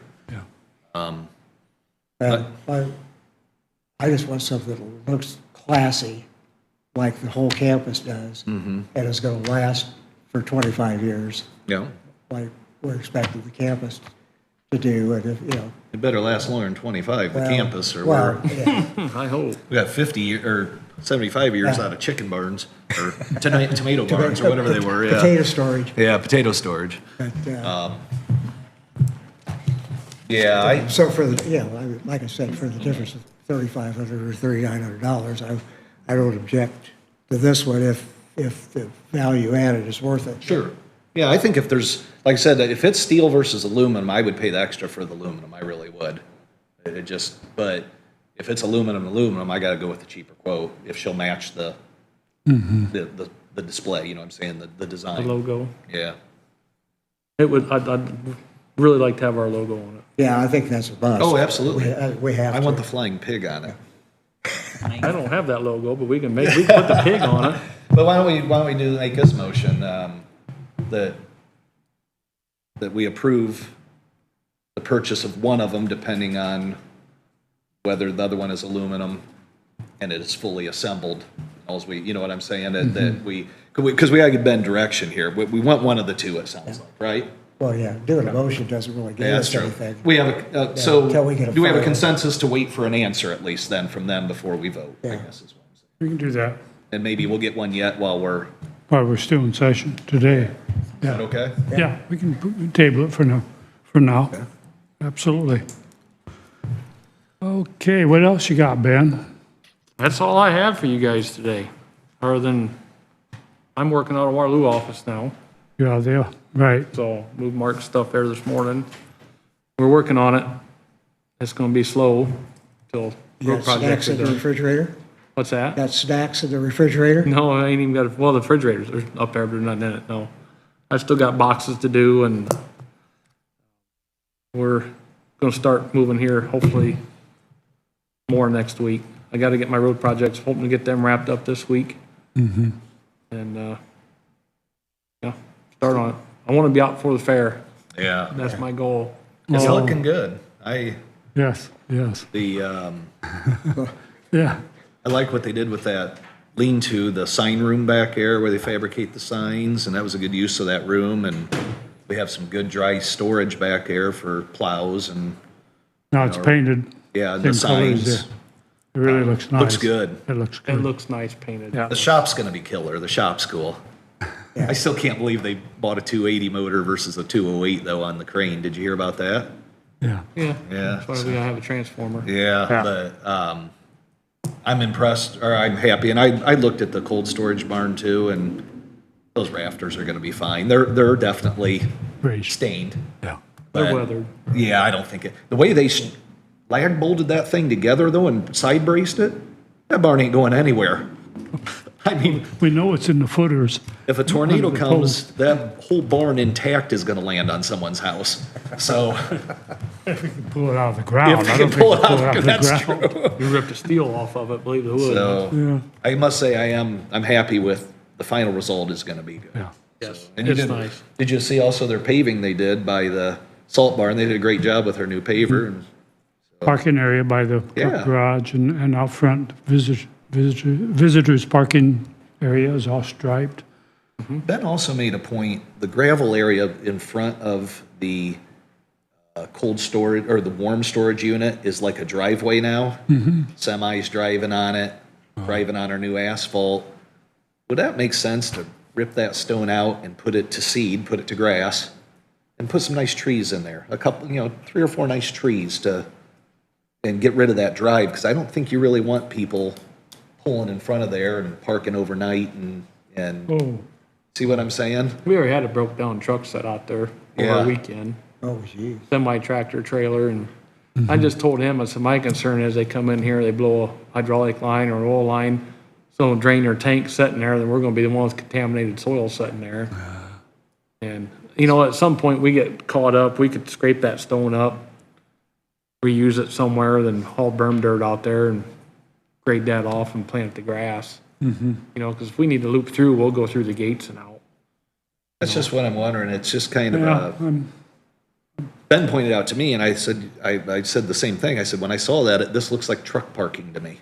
just leave a little strip for that water runoff possibly next Yeah. to the building. Right. Yeah, next to the building, 5 foot or 3 foot something. of stone, water runoff, whatever, but then, and I think some trees out there, just some nice, 5, 6 foot trees that can mature. Dwarfs, Huh? dwarfs, I hope. Well, yeah, whatever. You know what I'm saying. Just to add a little touch to it. We're talking about a nice sign. It would be nice to have a little landscape there too, just to. I'd be okay with Do doing we have that. to clear that We with get Ed caught up. Dot? Do what now? Do we have to clear trees with Ed Dot? It's out of the right of way. Okay, we're good. Does that ever matter? People don't care about ours. I know it. but I don't think it'd be a problem. No. Especially if we kept, I tree think, that the- stays fairly small, I think we'd be I fine. think the consensus is to could do that at some point. Okay. Yeah, it's going to be a problem. People's going to park. Yeah, I in mean, it's already kind of starting. I mean, I don't think it'll be quite as bad once that bridge is done, because people are already turning and going back the other way. Yeah, that'd help. But, But still, yeah. yeah, it's ideal for that. And I could see people parking there overnight or, Yeah, come down through there and run over our lift station or something like that. Some stupid, I know exactly It what shouldn't you're happen, saying. but it does.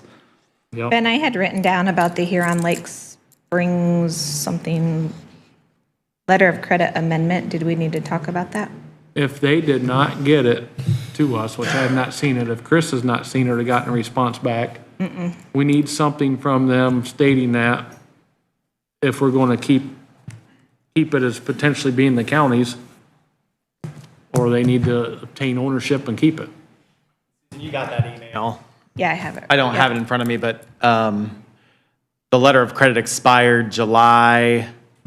I forwarded to you and Rachel as well. Copy of it. July 21st or 22nd, maybe.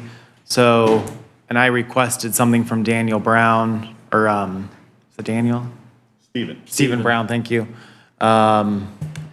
About a month before that, I think. You did. And then we just haven't heard anything, and Susan followed up with us, and when I sent him an email Tuesday or Wednesday of last week, still haven't heard anything. So our ordinance does require that if it's not done, and again, I don't have it brought up, Andrew, but that performance, or performance surety, performance bond, if it expires, we do have the opportunity to build the road and bill them, or I think we need to figure out what we need to do if they're not responding to us to get that.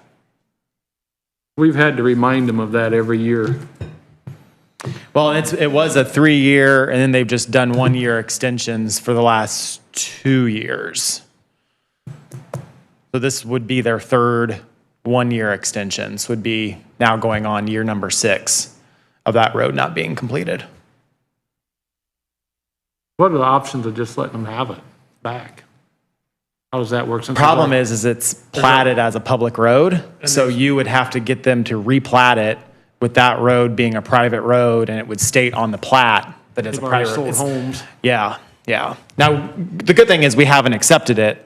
This is probably similar to Opportunity Drive where the county has never officially accepted that road as it being a public road.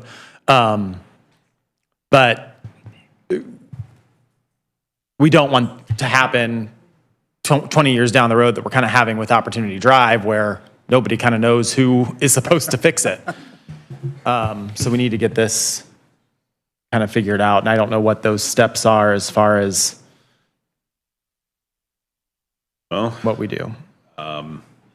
Probably part of it depends on whether or not they have the money to pursue doing it. I know this has been going on a long time. Yeah. As far as I know, they're still selling lots out there. I know they filed bankruptcy, I think, once, but I don't think that I think they're still intact as a business for that Heron development. We did a punch list on that years ago. Areas of the curb was bad and drains was messed up. Areas of the road that settled. None of that's ever been done. The surface has never been put on out there. That's why it's still under the performance bond stages, because it's not finished. Well, hopefully they'll respond to you. If they don't, I guess I could reach out to. Well, they haven't. And when did I send that email, Susan? Was it on? 23rd. So Friday. Okay. Yeah. So maybe give them until Wednesday? Business days, yeah. Okay. Just let me know if you need me to jump in and intervene. All right. Thanks, Chris. Okay, so on this Classic City sign, she said the frame and the skirt is aluminum. The sign is polycarbonate. It comes all assembled. However, she said Bill told him that we would install it.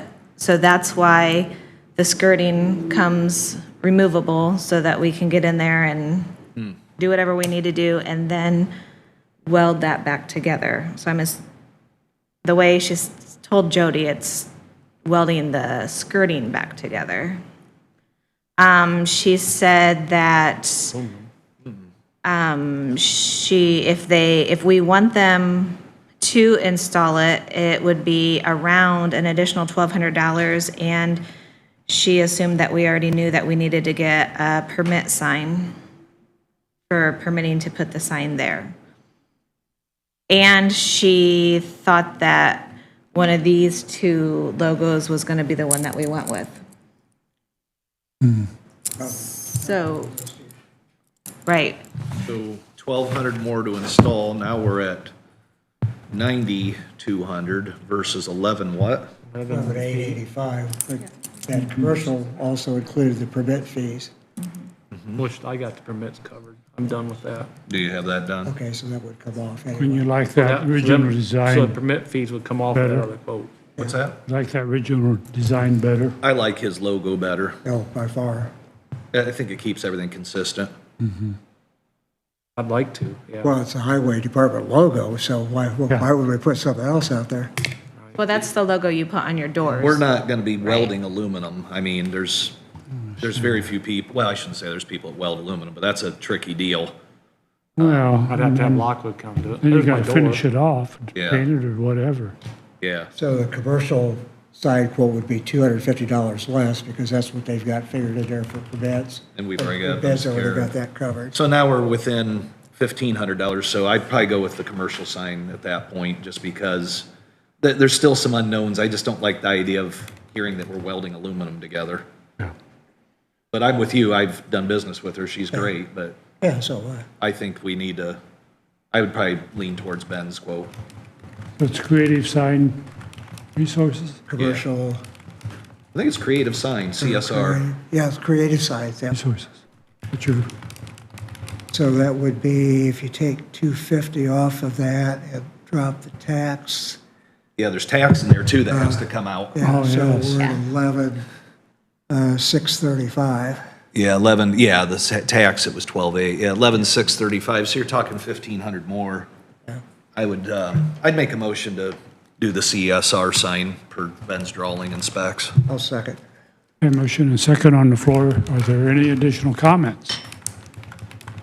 All those in favor signify by saying aye. Aye. Opposed, the same. Motion carries. You want to sign that quote I give you? I'll send that back to, I passed it down. A better quote than the 25,000 too. And 22. And the 40 or 50 that they wanted for the, Only reason I got that, that's what I was told. I didn't have a price to sign. oh, I know, I get it. Signs are expensive. Quality signs. Good size, all right. Yeah. You make a sign off I'll send 4x4 you and a- particle board, but it won't last very long. Okay, that's off the table. Good. Anything else? That's all I have, I think. Unless you guys got anything else. I don't think so. Anything for Ben? Thank you, Ben. Okay. You Thanks, guys got Ben. that signed copy I can send him, or? We'll email it to you. Okay, be great. All right. Have a good day, Ben. I hope so. You guys too. We will. Let me know if you need something. It's all rainbows and chocolate here.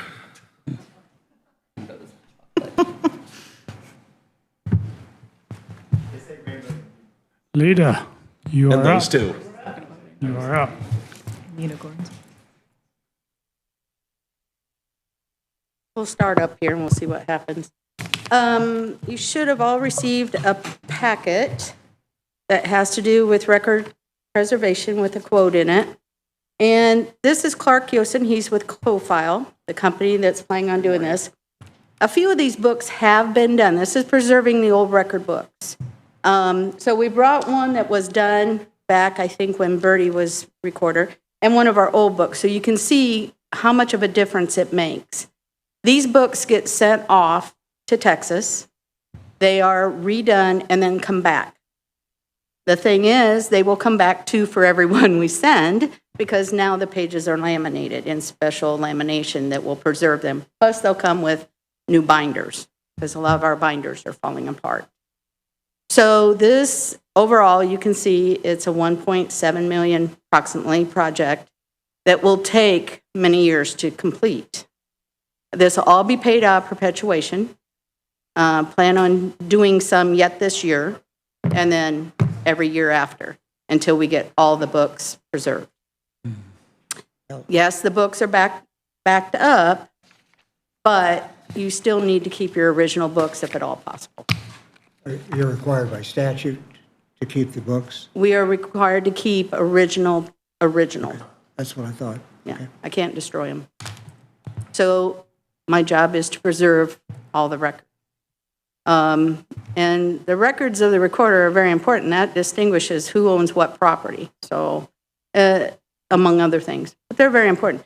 So I brought up, if you want to look at them, we brought up a book that's already been done and a book that has not been done yet. There's only been a handful of books that were done. It just was not continued through the years. So You've already digitized all these though, right? everything is digitized. Everything's been scanned, brought in, indexed, and now audited. All of our old back records are now audited. So everything that we have is in. We have had scanned mortgage records that are older than 1979. Because 30-year mortgages, there's nothing older than 30-year mortgages. Yeah. So back when they did this, when they started doing e-filing or e-recording, they went back to as far as those should go, which was 1979 forward. So I do have the old books for older. I did do a scanning project a year or so ago and got them all on a thumb drive. So they're backed up, and I have access to them. All we got to do is plug it in and view them. But we did not put them in the system as of yet. Now, if we run out of projects, it may be a project that I do, but as of right now, I'm not. We got too many other projects to do in preserving records. So as you can see, some of the old book, they'll take pieces of tape off, they'll take old lamination off, some of them were laminated, they will take that off and put it in a new preserved book. So, so I'll have a challenge of making room for more books, which, we're already coming up with brainstorming those ideas. So, yeah. How do we get people to write this nice today versus back then? And this, Got to have writing in school, Todd. I know, isn't that amazing? 1849, beautiful Not work. all of those are easy to read. Don't let them fool you. Yeah. Yeah. Some of the handwriting back then was difficult to read. How does the, I understand how it protects against tears and stuff, but how does lamination preserve the paper itself? Is there a chemical in here, or is there what? So that is not laminated, that is Okay. Mylar. It's an actual Mylar pocket. Okay. We remove any lamination because lamination acts as tape, and according to Indiana statute, it's not supposed to be laminated at all. Okay. So back in the 1950s, preservation was thought of as lamination. We all thought it was a great idea until we realized it wasn't. Okay. So we remove all of that. We treat the paper itself. Newer paper now is considered archival paper. So anything you have on your desk in front of you, except that old book, you could take an acidity pen to test it, and you'd see that it's archival quality. Okay. Doesn't even matter what type of paper. Construction paper, calendar, anything. Anything older than like 1950 will deteriorate. So we treat the paper itself. Once we remove all the sediments from it, including glue from lamination or tape, and then mend it back together as well. And then once it's all dried and ready to go, we put it in that pocket, hand stuffed, and then each page is loose in there, and just a static clean that holds it together. It's actually all done through the American Institute of Conservation, so they have a very strict adherence to the types of process that you're allowed to use for this and how to treat paper. So just how you would in a museum of treating an old painting, we have to follow those steps to treat paper here. They're a very intense and intricate process that we go through. Okay. Lita, what was, I think it was Don Alban, he was typing in stuff from old deeds. What was that process he was going through? What Don was doing was taking what had been scanned Okay. and sent to us by Fiddler, Okay. and he was indexing those. He was taking certain information off the document and For putting new it in the documents. fields. Was that for new deeds that were being No, filed? no, Oh, that he was old only stuff. doing the old. Okay, I thought he was working on old He was stuff. only doing the old, and so he got that completed, and we finished up the audit process. It goes through 3 processes. So you make sure you get it all put in. So, yeah, that's what Don was doing. I know, I thought he was going through old deeds and trying to. Right. What was the total cost again to do all It's this? a little over, it's almost 1.7 to do all the books. We've got 740 books. And so some of them. 1.7 what? Really? Yes, yes. Yeah. Yeah. How many years does that spit over? I've kind of calculated out, we're looking at approximately, if we can do it the way I got it figured, 12 years is what it's going to take us. 12 years of process to get it done. I'm going to do 150,000 this year, which will do about 40 books. Really? And just see every year after that. I'm going to do at least 100,000 a year until we, until hopefully my successor will keep on going. What's this paid out of? I'm sorry, you said perpetuation? It's paid out of the perpetuation. And we have that kind of funding for 12 years to lay out it? Go buy more houses so I can record more deeds, Todd, and then I'll have more money. Yeah. Yeah, 12 bucks a we're whack, I'm not sitting, sure that that's, works, the way things have been coming in, it may be a year we can't, Okay. but it's a goal to get them done, and, yeah, we need to get them done.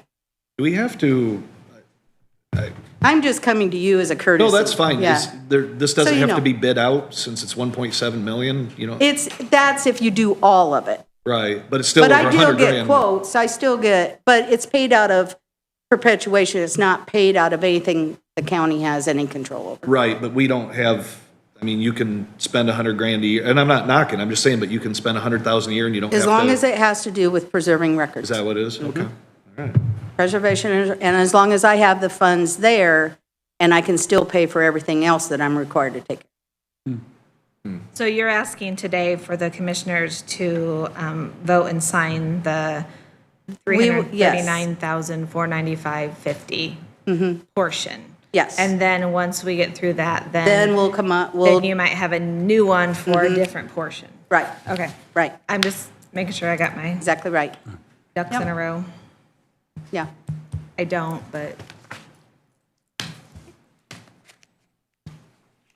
And like I said, it's been needed for a long time, but I wanted to get everything indexed first. I wanted to get everything scanned first and then go to this. So this is kind of down the way. But we do have all the old records in. That was the biggest goal, is to get them in, so now everything can be viewed electronically. But I think, whatever question you had was more along the lines of, was it required to be sealed biddings like you would do a That's what I was wondering. $200,000 road project, you'd have to do sealed bids. And That's what I was wondering. I didn't know, like if we need bids over a But certain that's out amount. of county funding. Okay. This is out of This is- perpetuation. This is out of, It's out of state funding or something? this is out of a recorder's perpetuation fund for preservation of records. Okay. Well, I don't know. Okay. I mean, I'd have to research that out to know, but I'd maybe have to you've look at already that. researched it. I'd have to look at that. Was there any other also. bids? No, this is a company that had done the first, they have been part of the first one, or they've taken over the company that did the first books. There's not that many companies out there that do this.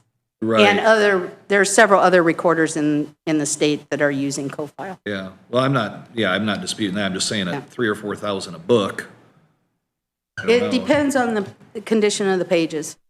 That's how much tape is on them, how much lamination's on them. That's why some of the books are going to cost a little more than other books, because they're in worse shape. Yeah. And they might be a little bit thicker. This is probably an average size book. Some of them are a little bit thicker. So on the question of other companies being able to do this The project, mic. part of our process, I mentioned, is through the American Institute of Conservation. So how we're treating these records as permanent records, since the only physical copy is trusted and well adhered to. So all of our facilities are tested as well and monitored to make sure that we adhere to this process. So if you were to go with another vendor, which there may only be 2 others in the United States that can even do this, they may not have that same process. So they may just come, take it, and you really don't know what their process is. So we have a full plan that you can come and see our facility, and we'll show it all to you and talk to you about it. Along with that, we have patented products that we use. So the process that we do follow is proprietary to CoFile because of the patents that we have in place. So even the Mylar that we're using is patented, the binders are patented, and are not distributed to any other vendor other than us.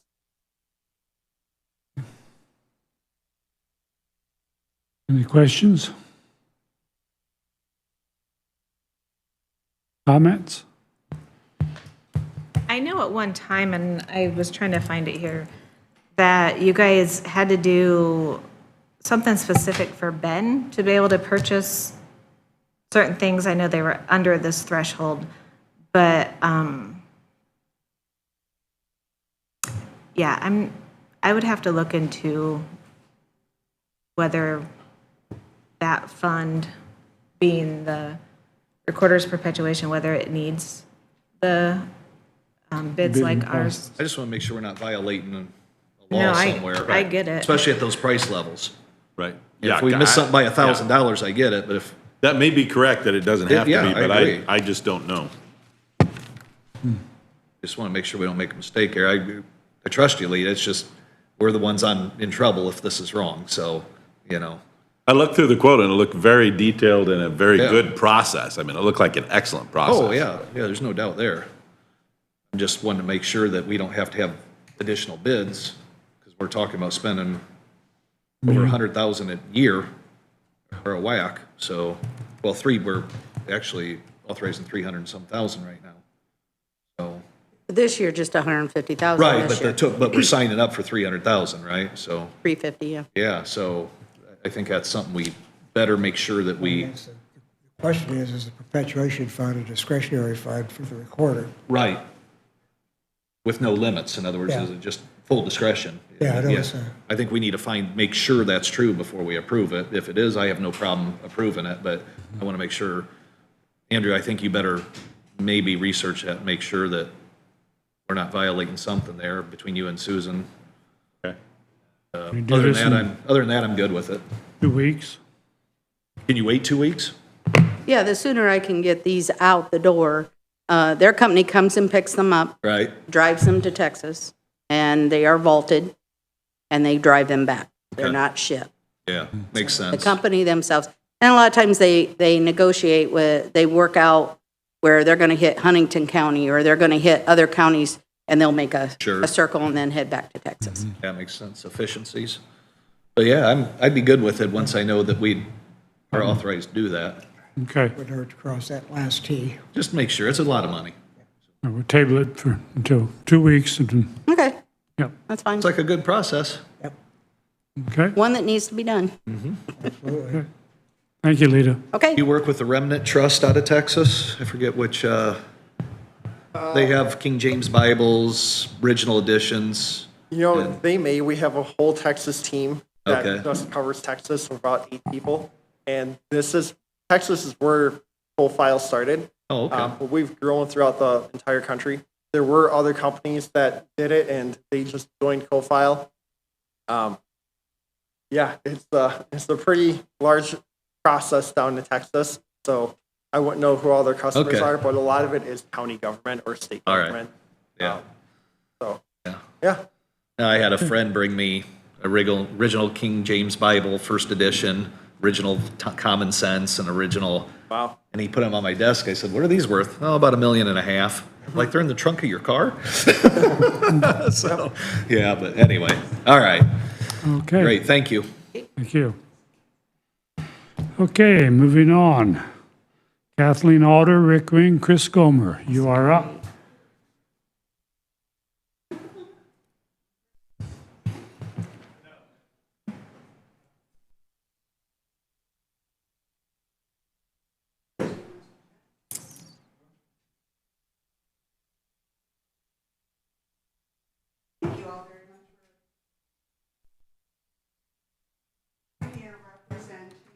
Thank you.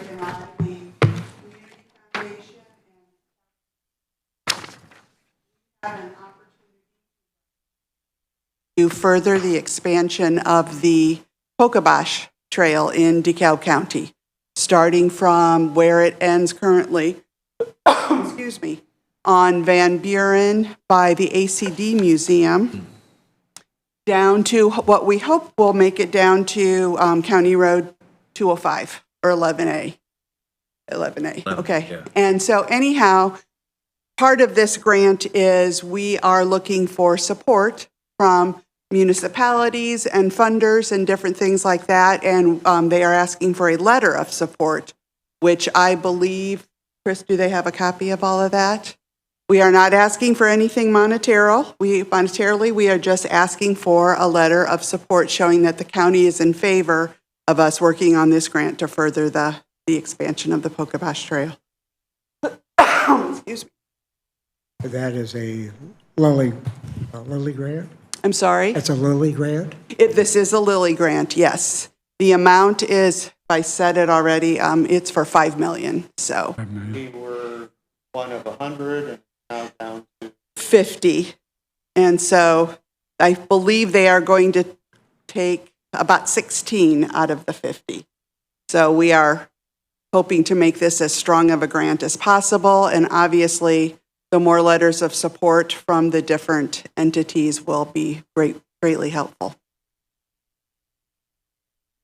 I see you have 2 options for the trail here. Which one's likely to happen and why? Or why 2 options? Is there the blue line? We are hopeful that it's the blue line because out of everything, it is just a much more scenic trail. Yeah, I mean, you go through the museum and stuff. Yeah, It's yeah, kinda- absolutely.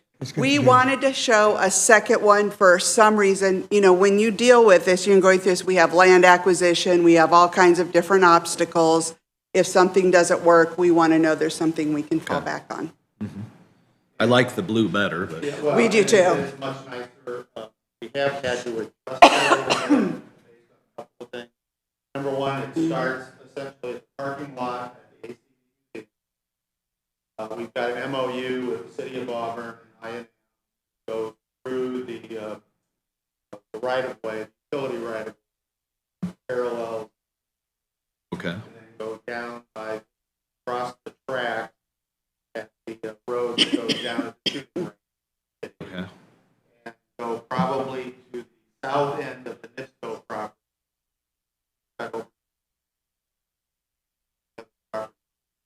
And now the county road 3 did adjust it because we had agreed early on with Farm Bureau that we would not diagonally cut anybody's. Oh, It really caused a yeah. big issue. And/or property. Yeah. Yeah. Just- So You can't we're- divide a we're field, gonna yeah. Right. Go around the perimeter. Probably the best example is the fish line over in Noble County. They've done that. They've tried to stay on the actual old railroad right of way, majority of it, but in order to not cut anybody's field.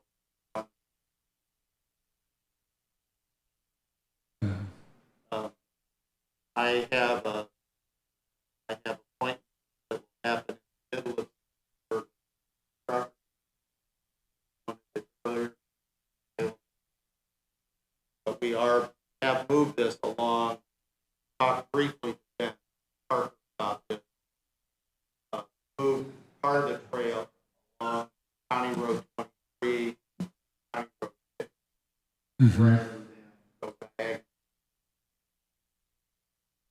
And can you use that bridge that Dean installed under the, I mean, is that going to be a problem with the state? Part of the issue is we are trying to save. That's what tunnel I meant to say, yeah. Yes. Saving the tunnel is far less expensive than the option of removing. Oh, my. So yeah. we're hopeful that money is appropriate. What's the problem with the tunnel? Leaks, the top. They've brought together the square concrete. They're tall enough you can drive a semi. Yeah. That thing. But where they join them together, the water is starting to seep down. According to McKee, who was the engineer that designed the tunnel, had they done this today, they would have laid a membrane across all of those joints, so the water would seep in. But this was done. Outside of that leaking, it's in great shape. We've been Yeah. through it a few times, so I thought it was pretty neat. it is. And we have John Cruz on board. We'll be going through that property depending on what happened.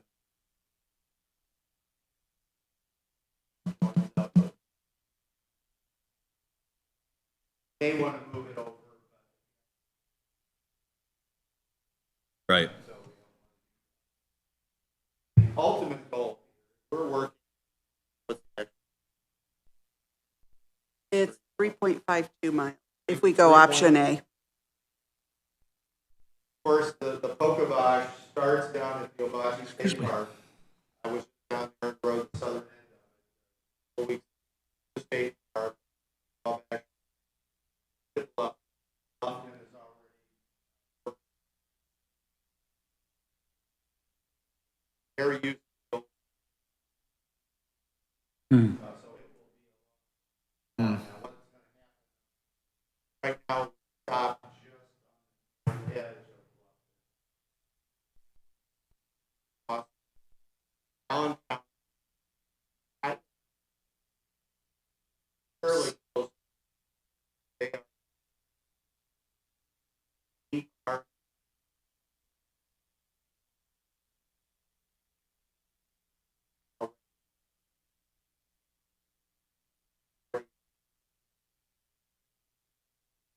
Currently, Ditch Road.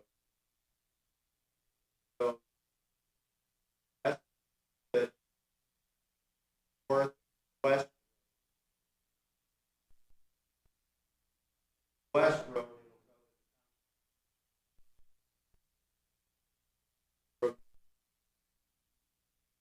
that'll be our next step. This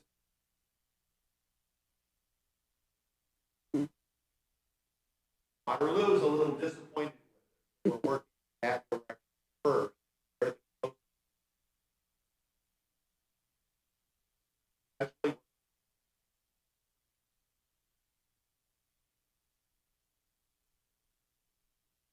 Are working our direction.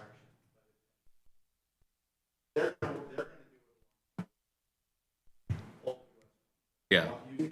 Back way to Angola. Makes sense. And then the city is doing some extra things here. Except for the trail. Back 5.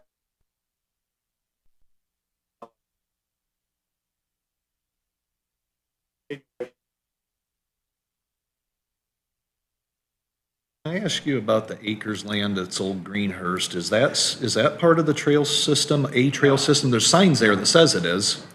Well, the trail actually runs along. I don't know, I'm gonna have to look. Greenhurst was never.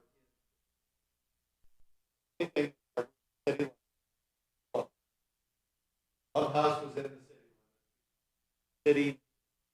Green. Built.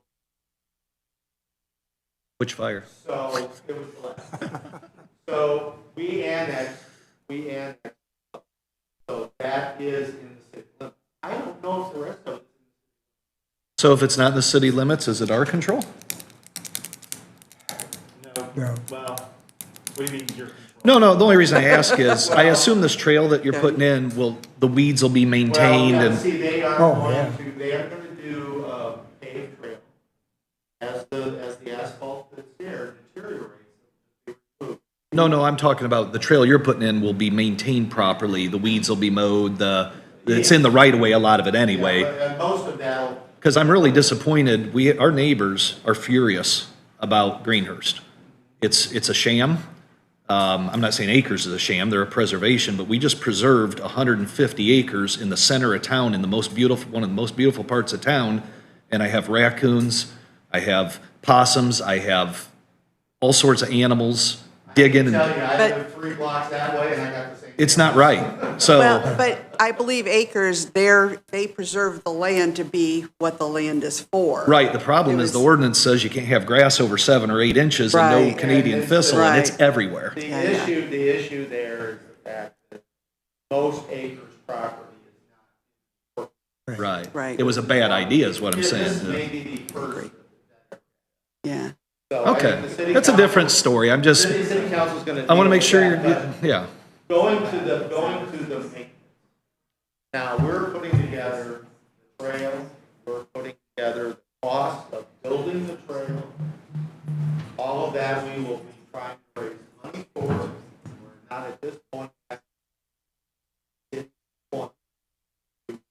Put money into it. It would be nice, I won't tell you that it would be, but, and if you go over into the Elkhart area with the trails over there, most of those are under the influence or under the direction of the city park department or county park. We don't. Right. We don't. So we do have 2 funds established at the community foundation, one for operations and one as an endowment to because going all the way from Wells County all the way to Savannah County are 11 city governments that are involved in the Pocahontas Trail. They are also going to help raise money, but for planning. They're not into building. They're not money that they're going to be asking for. Helping coordinate. And Mike, I know you know this, but the rest of you may not be aware that out of the 4 counties in the Pocahontas Trail, DeKalb has the most incomplete miles at a little over 16. So this is really a great opportunity for us to just get this moving, develop awareness, start raising some money, and just get this done. So you need a letter of support for this grant then, basically. Correct. Do we have, I didn't see a copy of that for some reason. Did, I saw it in the packet. There's a copy. Came in. There's. It was in the packet. See it. That is in city limits. it is in city limits, the Greenhurst? No. Well, it should be, because I'm in city limits and I'm further out than it is. So you, Sometimes there's islands that'll be. oh, I know. Weirded out. I'm fine with it. Bill, have you read this? Have you read the? It was in the. Okay, was it in the I read it packet? online. Okay. It was online. I'd make a motion to approve the grant request for Lily. You're Letter of support. just Letter doing of a letter of support. support. Grant yeah. Letter of support for the grant request. Thanks. Okay. And full disclosure, I am a member of all three of the trail committees, Yeah. but I will second the motion. A second? Yep. A motion and a second on the floor. Are there any additional comments from the commissioners or the public? I do have one comment. I guess I'll make everybody kind of knows where I stand on trails. When we get more funding for the highways, I'll be all in for trails, but it just seems like we got money, the state's got money for trails, but it's like pulling teeth, getting money for highways. So having said that, all those in favor signify by saying aye. Aye. Opposed, same. Aye.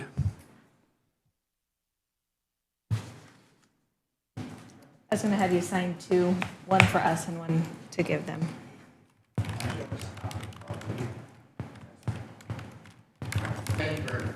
Have a good day.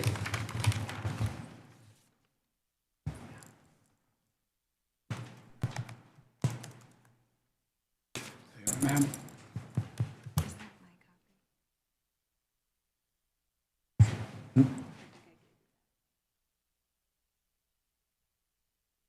You giveth and you taketh away.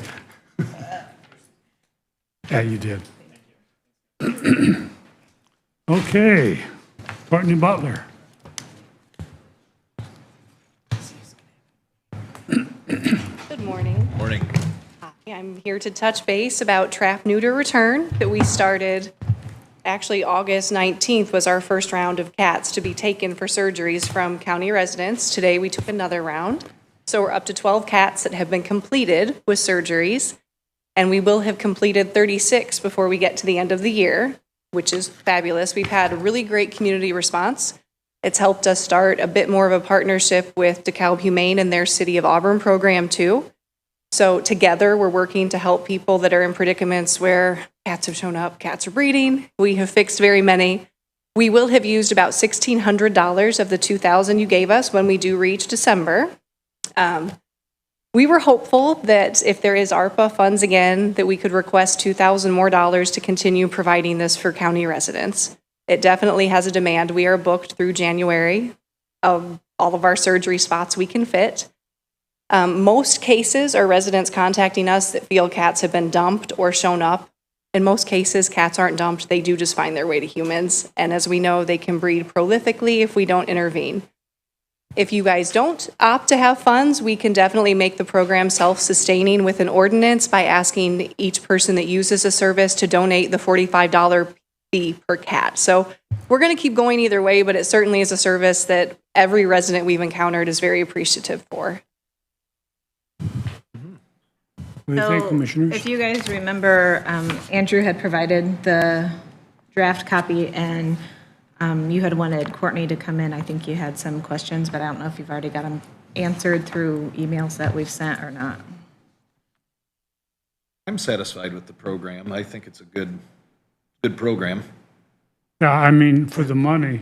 Yeah, I mean, $45, Yeah. that's a And $250. the 2,000 for another at the year, I vet. think, and move forward with it. I think I wouldn't it's a have any no-brainer. problem throwing a couple thousand a year at the program to however we do it. I don't care if it's our And program. then if they can get other funding And or if you get other funds, donations of along course. the way. And we are asking for more funds because as we increase, we are increasing the amount of surgeries we will take to Humane Fort Wayne. At this time, we're capped at 6 to 7. I did get a couple of extra dates to bring more cats because we did encounter some residents with literally hundreds of cats. So we're going to formulate a plan to help these people and educate these people. They're outdoors, they're unowned. So we're working with Humane to find them solutions. But we can't drain our program on 1 to 2 homes. So we are limiting most residents to 2 to 4 cats, which will help their personal barn situation immensely and provide them rodent control. But we do have some bigger issue pockets that we want to focus on, but I think that's down the road and not for this program. So the 2,000 does make a big impact, and we've had some donations, so we plan to keep using those as we get more surgery spots open to fill. Story on, you say someone has 100 cats? Oh, we've come across at least 3 to 4 homes. A person who's very active with our program couldn't be here today, but she used to be an animal control officer in Allen County, and she's reached out to some people in the area that she knew were problematic and counted no less than 100 to 200 outdoor free roaming animals. And we want to help those people. And the way to do it is going to be to trap them and keep the ones we can keep and fix them and release them. There's a few of these homes, sadly, but Are any of these cats be euthanized just because, that isn't healthy, 100, 200 right. cats? And I think in those cases where you find homes that have this level of inbreeding and overbreeding, there will be euthanasias. And that's where we have to work with funding with Humane Fort Wayne to say, can you quote us for the ones that are too ill? Because if we have 100 that can be fixed, we're going to fix those. But the ones that are ill are not going to be treated. They would be euthanized because that is the most humane thing to do in these Absolutely. cases because they are going to be returned to the outdoors. Okay. So yes, we are trying to find solutions and funding that is outside of this program and our scope at this time. But again, we're partnering with Humane Fort Wayne and DeKalb Humane to help these residents that we've come across. They do exist. When some of these feral males toms can be just plain mean. Yeah. And the great thing is when they're neutered, they will help stop. So the colonies that are created when we neuter one of those big toms and he stays at a CCP, a provider's home, he stops other cats from coming around, which stops people perceiving cats were dumped because they usually aren't. They usually just find their way to someone's porch. But those neutered animals returned will prevent that. Even when you take away all his testosterone, he can still run away? He still thinks he has it, yeah. All right, so make sure. Is the shelter, okay, so some of the animals may have to be euthanized. Is our local shelter, are they a kill or a no-kill shelter? I don't. So no kill never means zero kill. So if Okay. you look at statistics from any no-kill shelter, there will be times when due to health and humane reasons Right. it is done, or public safety. We aren't asking DeKalb Humane to step in and euthanize in these cases because they wouldn't have the funds at a local veterinarian cost to do that. It's over $180 when all is said and done. That's going to be something that we're going to have a few meetings about and talk about between a few counties and see what the most cost-effective way to help these people is. And they're most likely going to have to contribute $15 to $20 a cat to help if they're in these situations. Because we want to help them, but they do have to have some responsibility to the situation. Agree. And that goes, again, that's outside of this particular project, but we want to help those people. So we're trying to never say no and find the right partnerships to find solutions. Okay. I'm good with that kind of an investment. That's really pretty minimal for what the results are. And yeah, I certainly appreciate the work you've done on this. I think it's a great program. Yeah, we're run by 3 volunteers right now, so we really appreciate you guys. Well, and as I understand, you're building some partnerships and working with other organizations. And if you're able to move toward at least an even partial sustainability, working together with maybe smaller fees or whatever, I think that all plays into a long-term successful program. Thank you, that's the goal. Okay, entertain a motion. So are we good with the ordinance as is? Or Andrew, did you want that set of questions answered prior, or are we? I was looking for my set of questions. Oh, here's your questions. Let's see. Okay, so I mean, some of the cats, Oh, so the cats that are taken out, are they returned to the homes that had the 100 or? Yes, sir. So Those in are those called case- community providers or something Those like that? homes that contact us that we've discovered that have those unusual cases, the majority of the cats would be fixed and returned to them.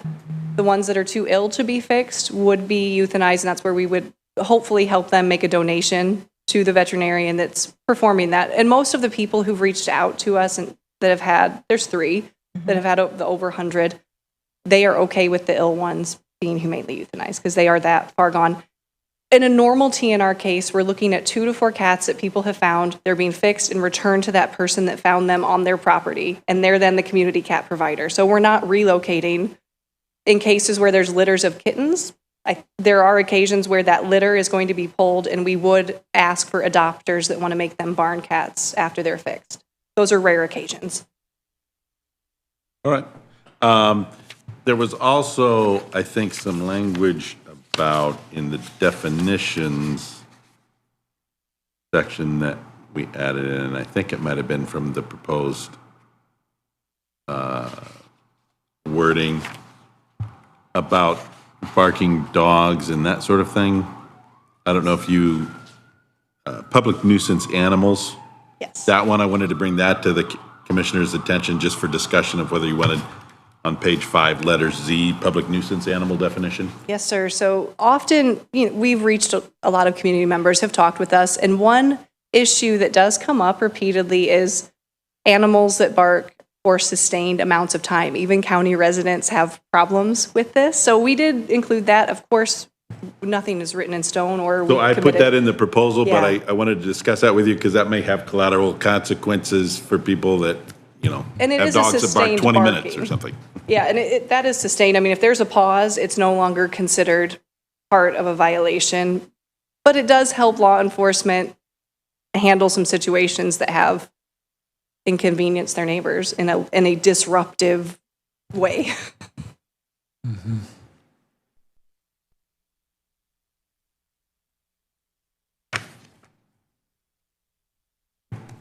Hey, gentlemen.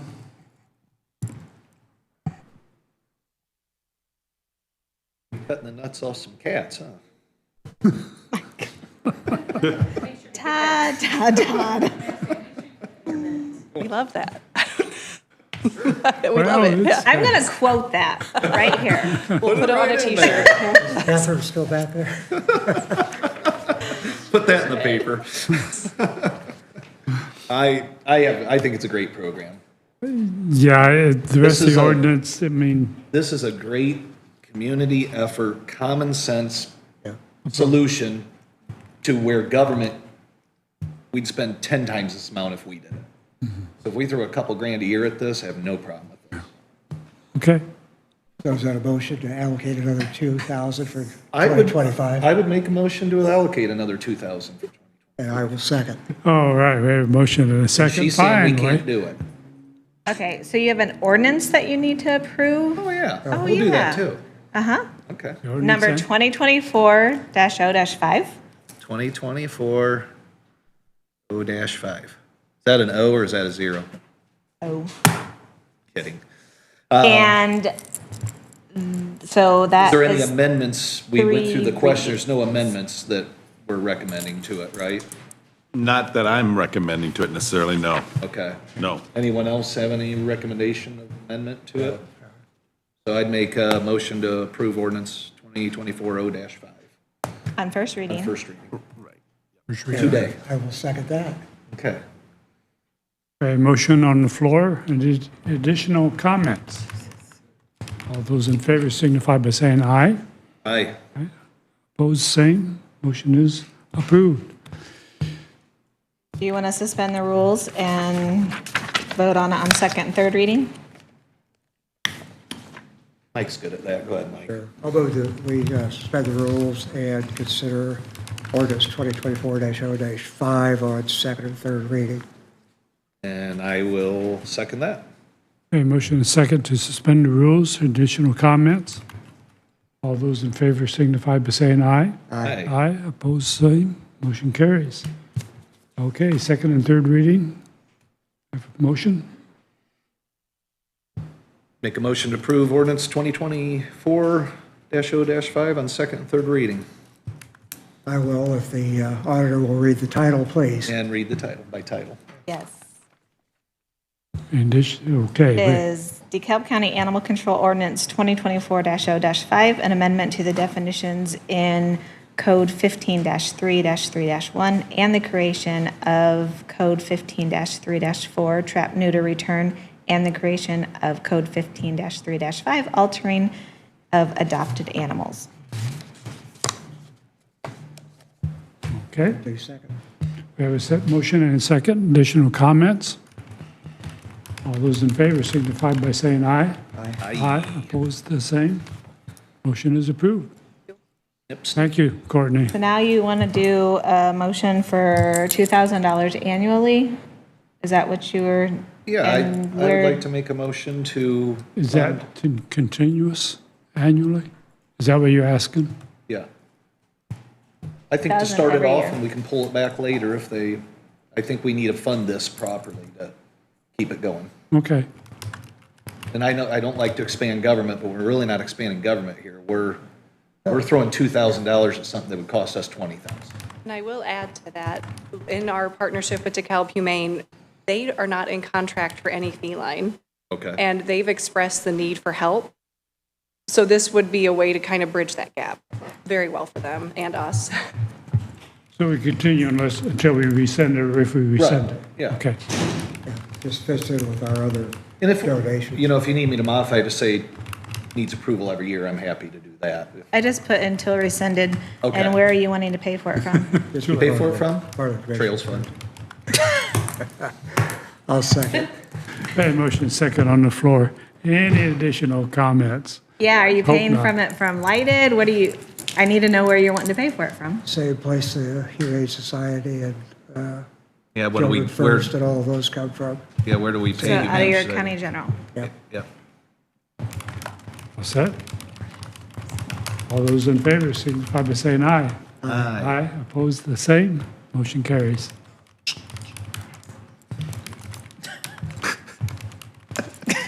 Can you hit the mute button? Oh.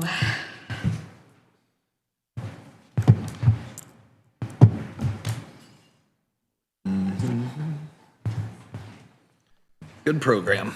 Very Good. happy to sign that one. Brian, you are up. You can go, you can sit if you want. Thank you. Turn your mic on, and we'll be all set. It is on, sir. It's on.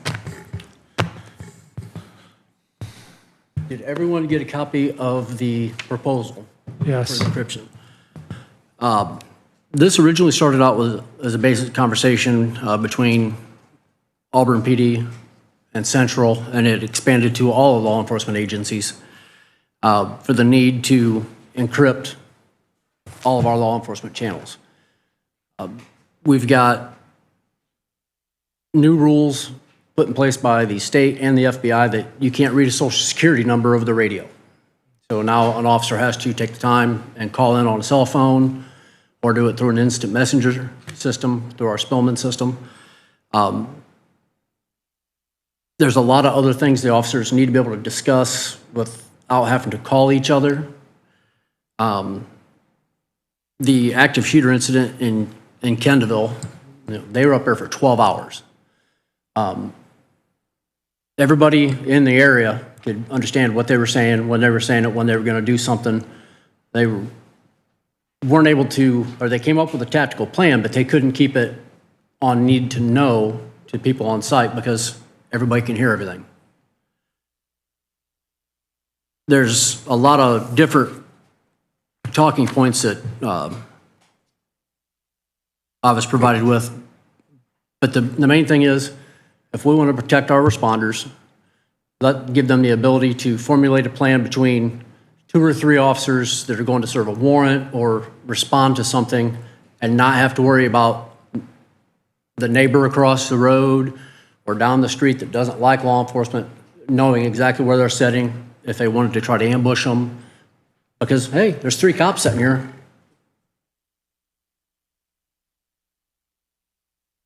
This is something we really need to go forward with to ensure their safety as much as possible. And that's going to include updating all of our radios to include the encryption listed. But we wanted to get your guys' approval before we ask the council for about just shy of $80,000 to take care of all this. The departments then will take care of programming their own handheld radios and in-car radios. This money will take care of all of our systems at Central.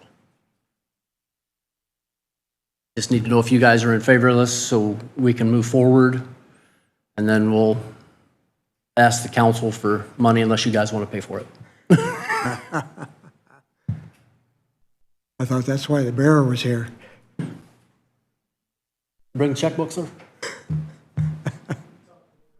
Okay.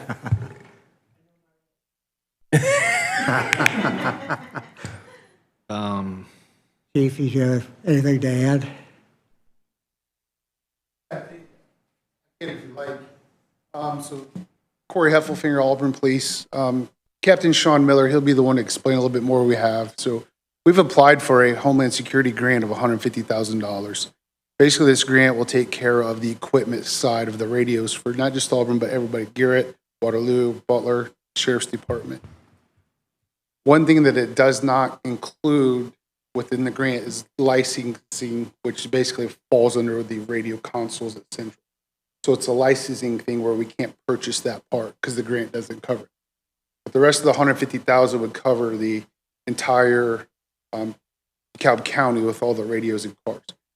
Along with that is what it does is it allows us to, it'll be just two channels for the most part of law enforcement only. Fire, EMS will have theirs, but there'll also be channels that we'll be able to switch to, say, heaven forbid, a natural disaster, a tornado, or anything else where we can all communicate still based on the same line. But for the safety and whatnot, as far as many officers been ambushed and everything else, this is a fair advance. They've already ruled, like Brian said, you can't use a social security number. At the Chiefs conference about 3 weeks ago, there's already talks about we're not going to be able to use date of birth. So basically what that means was the only thing you're going to have is a name and hopefully if they have their ID with them, which I can tell you the vast majority of people don't carry. So you can't even run their names over the radios. So the bad part of that is now we're landlocked with no communication whatsoever. So we're trying to get ahead of this step before, if the state decides that's what they're going to do, the cost will be a lot more higher once, because everybody's going to have to do it. We're trying to get a hold of that ball game where Fort Wayne, Allen County has already done the same thing. Huntington has been the recent one we've had quite a bit of communication with. So we're trying to get ahead of the game and save money in the same time with the grant as well. But Sean can give you more if there's anything I missed there. Allen County's already on board with encryption? They're already encrypted. They have been for quite some time. Huntington has been for close to a year now. So if I have a regular scanner anymore, I can still listen. You guys speak through Central. I used to do it 30 years ago, but do you have to have special scanners now or no? So to give you an example, at the Kenneville shooting, when we were there in April of last year, just alone, there were 16,100 listening to that incident on DeKalb's scanner list. Really? So my wife pulled it up on her phone that night, took a screenshot of it, and showed it to me that next morning of how many people are actually listening. I can see the value. I mean, you got to have, especially if you're working on something, you're en route this way, you don't want people to know you're coming that way. You never know. A guy's there shooting you, trying to respond, you know. I get that. I always wondered why it was never encrypted to start with, because it's not hard technology anymore. I mean, it's very simple. I'm surprised it's $80,000, but you know, somebody wants to spend the money and the time and create a program, they'll get around it. But like you said, you're talking tens or if not hundreds of thousands to be able to break the AES and ADP encryption. No, I agree with that. Go ahead. I'm sorry. I didn't mean, just a question. Go ahead. I didn't know if you guys had any questions that I can try to answer. No questions. Do you have anything to add or? I do have a question. So the radios need to be upgraded. Is it a software upgrade? Is it a physical hardware chip get put in them? What gets done? For our radios at Central, it's licensing. License, just so they flip a switch and it works. What about your radios you carry in the field? So our current handheld radios are fine. Our in-car radios are where the problem is. In-car radios are 12 to 13 old. Those radios still hardware. So are you replacing the radio or modifying it? So you'd be replacing it?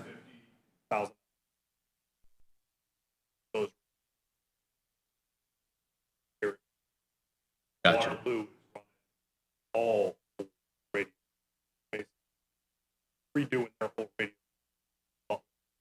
Thankful County.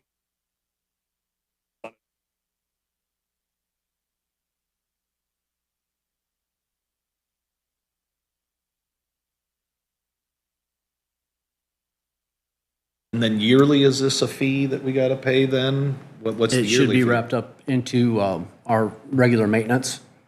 Everybody at Motorola, no one has said, oh yeah, this is going to add this much to your maintenance or anything like that. Same maintenance amount? That's the only thing, I didn't want to do 80 grand a year, you know, I mean. Oh, no. So, There's reference to system downtime when setting this up. Do you know how much the downtime is going to be? At least I saw that in the 7-page agreement. It should be 30 minutes or less, and that would be taking down okay. like the Auburn channel while they turn it on. Okay. Then the Garrett channel, then the county channel. So this is not a massive downtime that we're No. talking about? Okay. The other thing was, is this, as far as the company ERS, is that the company that just goes along with the, I guess, the grant or something, or how was that? ERS is our standard Is your Motorola company already? for certified that? Okay. provider. And what about, is this money, is the grant covering the 79,000 or is it coming out of some already approved and appropriated funds or? They'll be coming to the council to request that. Okay, this so is it the- still has to be approved by the This is the council. piece, the licensing piece that the grant doesn't cover. Unfortunately, the grant only allows me to put in for equipment, hard line items that. I just didn't know if it had to go through the council. So. I got a question. Well, they can Why does approve it. council approve the purchase of hardware or services? Aren't we responsible for that? I mean, we do it for highway, we do it for the, Well, you do it. everyone. You can approve this like this, but if the council hasn't already funded it in the budget, Oh, okay. then It's got to be appropriated. you have to then, yeah. ask, then we have to ask for It's more. not in the budget. Okay, gotcha. Never mind. Yeah, that's what I was asking. Was it already budgeted and Okay. approved and apparently not? I was overthinking. Well, no, Because because it's we new. wouldn't have known about Yeah, it yet. wouldn't have known about it. I see the need. I hate the cost. I see the need. I think our communications, I mean, I think we saw at the federal level what happens when people don't communicate properly. Hey, there's a guy on the roof. You know, so. Help you out with that too. is Indiana Department of Homeland Security, in conjunction with the federal government, every year puts out what they call a THIRA report, basically a threat assessment report, and they come up with what they classify as gaps. Where is our gaps? And one of our gaps here in DeKalb County is interoperable communication. So this project would go a long way to filling that gap and getting us to where the federal government. I make a motion that we recommend the encryption of the radios for Central. And I will second that. A motion and a second on the floor. Are there any additional comments? All those in favor signify by saying aye. Aye. Aye, opposed, the same. Motion carries. Thank you very much, gentlemen. Excuse me.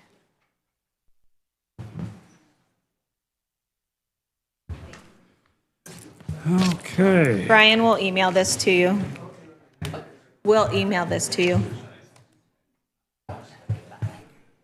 Huh? We'll email this to you.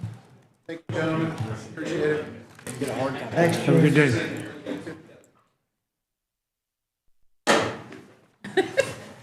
I don't know if you need more sugar. No kidding. You have to. Thank you. Well, thank you. Hope these didn't come from a cat. Right? He's a hot mess today. Have fun in here, we shouldn't be here. I agree, yeah. We have cats, we got candy. What else can we have? What else can we have? Well, we've got just a minute here before Stan Energy update is on the agenda.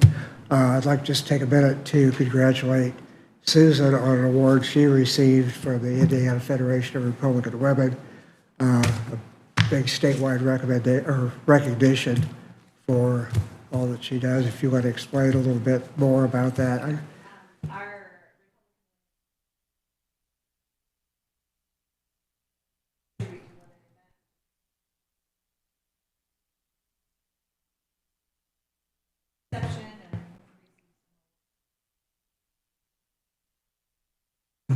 Fun. Great. Nice picture. Congratulations. Yes, congratulations. Congratulations. All right, moving on. What do we have on the Stan Energy update? He should be, there he is. By the way, do we have, and I should have asked you, I'm sure you can pull them up, our energy bills prior, and I know it's, but he's going to fill us in what they are now, so.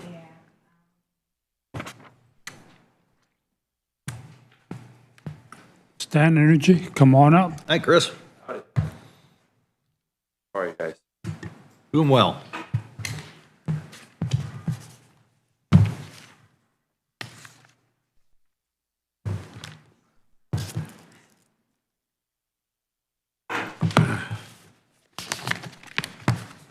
Busy day. Yeah.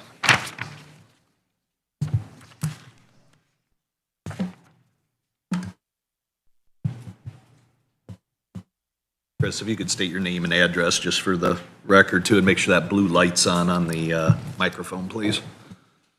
Name is Christopher Zerniak. Live currently in Florida, primarily at 15151 Wimbrow Court, Fort Myers, Florida.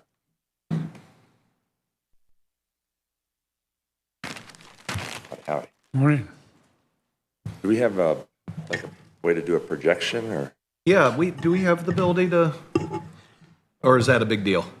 Because I asked him to, I told him to bring his laptop if he needed it. Were you able to get your cell phone in okay? Yeah. The M3 on the floor? They figure out who I was. Yeah, okay, all right.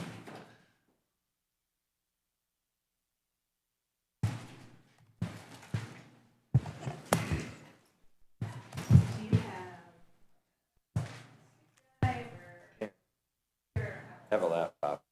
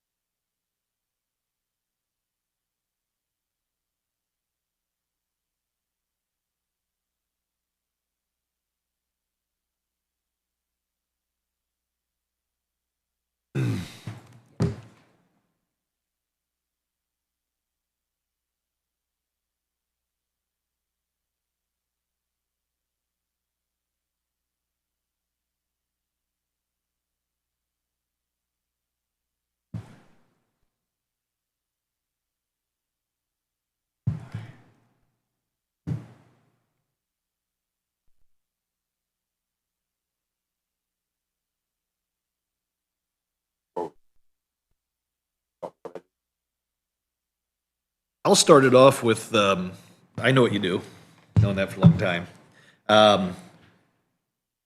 My concern is, I need to know what we're actually paying for gas and delivery and your fees combined. What is our total cost compared to what, if I just called up NIPSCO and said, hey, hook us back up?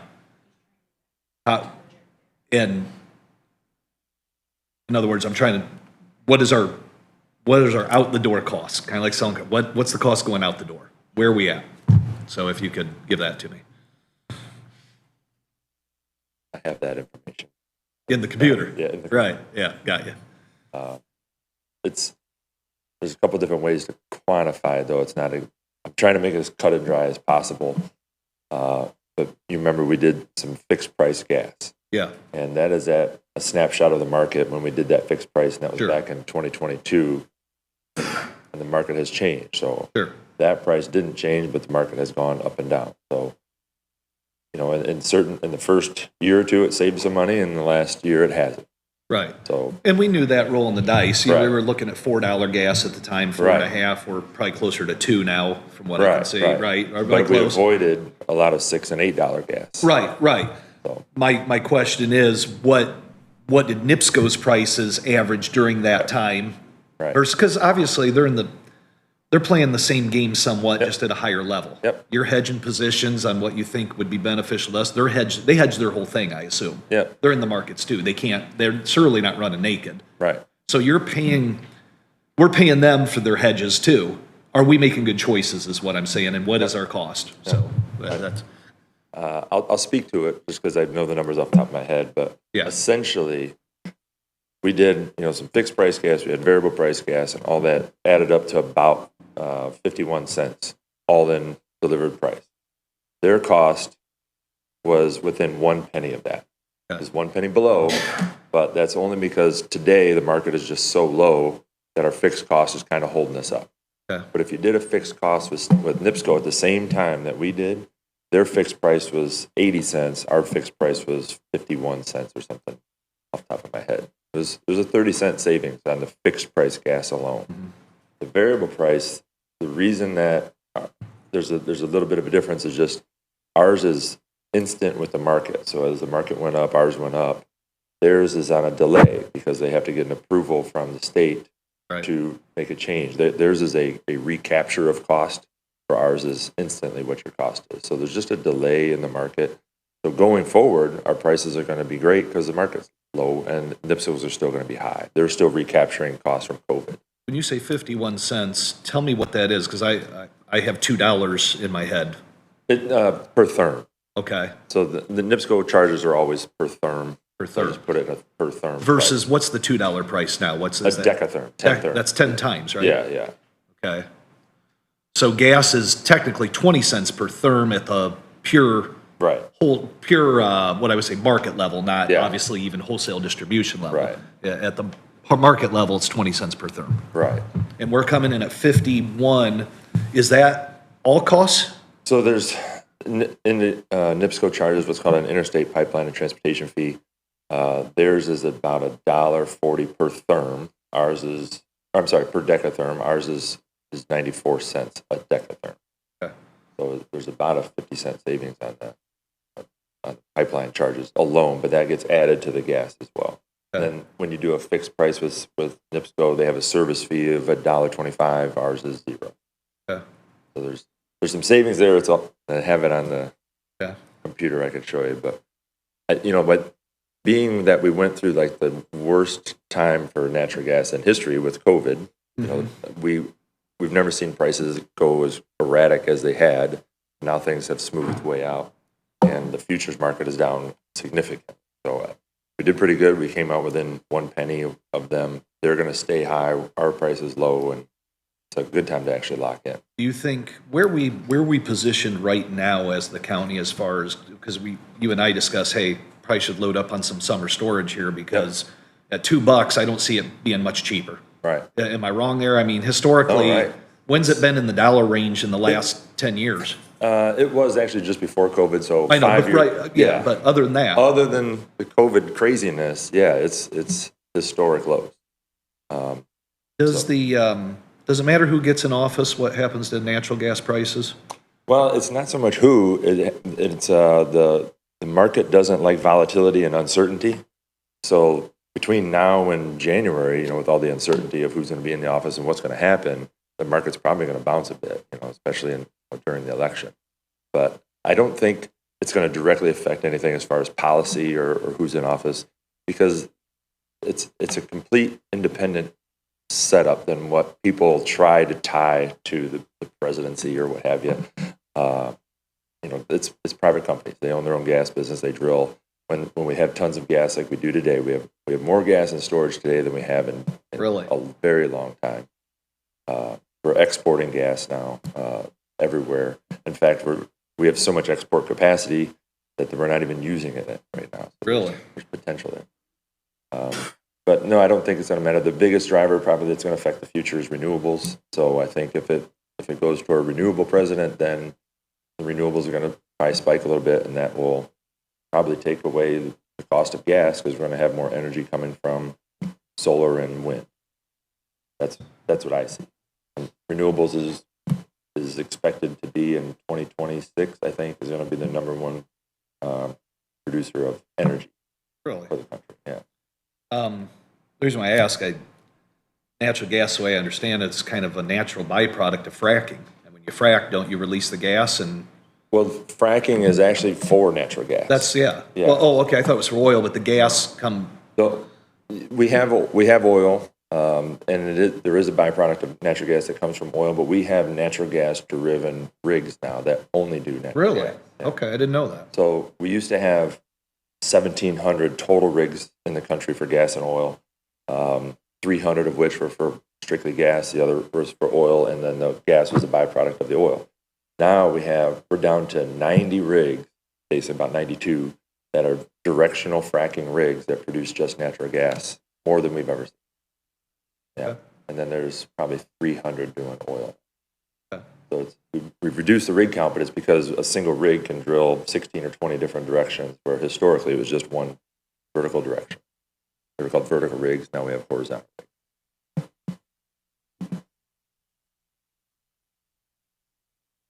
So we, during this time that we've been doing it, what's been our average cost on gas? Do you have that in the top of your head? I know you got your computer there, but I know you have hundreds of accounts. I'm just trying to.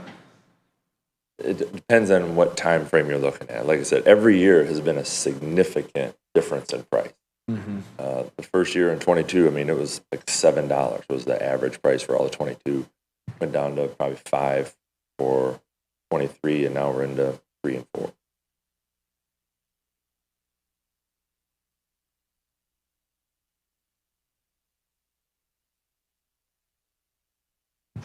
Right adapters, don't you?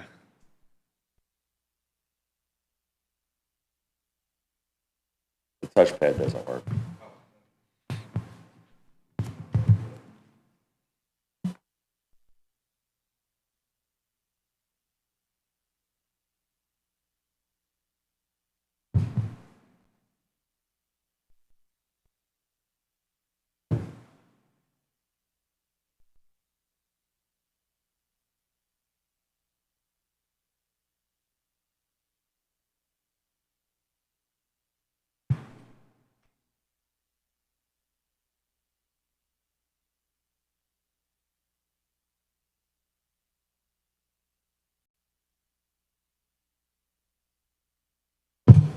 What's that?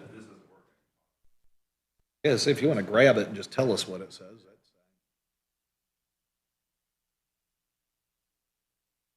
technically challenged once in a while here.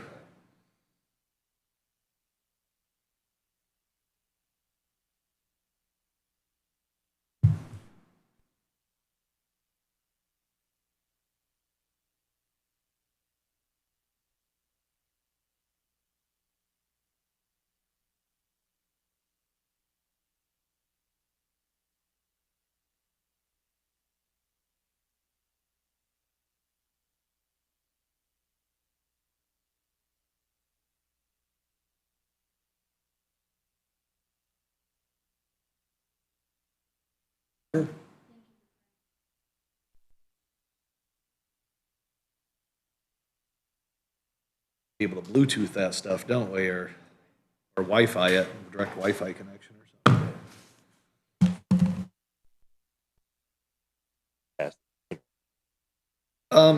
Yeah, let me just take a quick look at it. I have no idea what I'm looking at, but I can say, yeah, that looks good.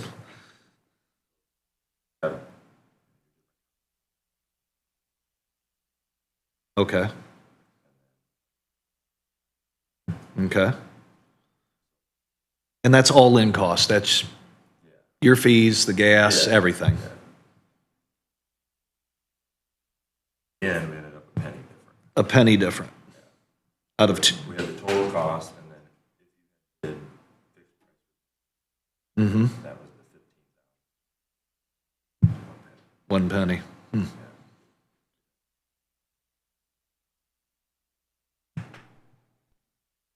Interstate, yeah, interstate pipeline. Interstate Mhm. pipeline, different cost. Yep. And then combined. Fixed Mhm. price. Okay. What's your recommendation right now going forward with $2 gas?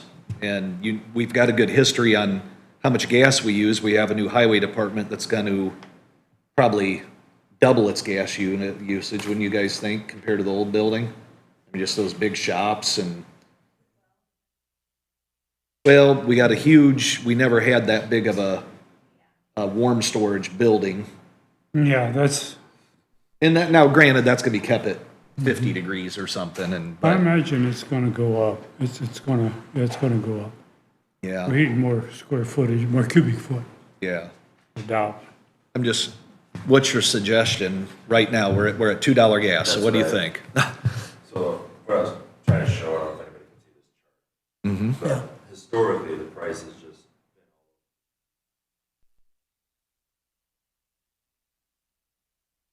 This is the prices down here today. Here forward is the futures prices. Was.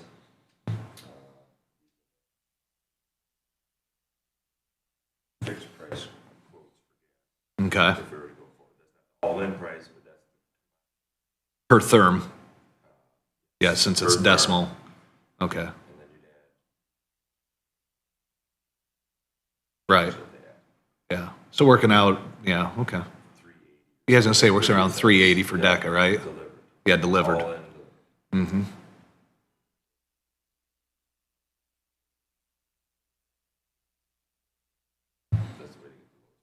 Yeah.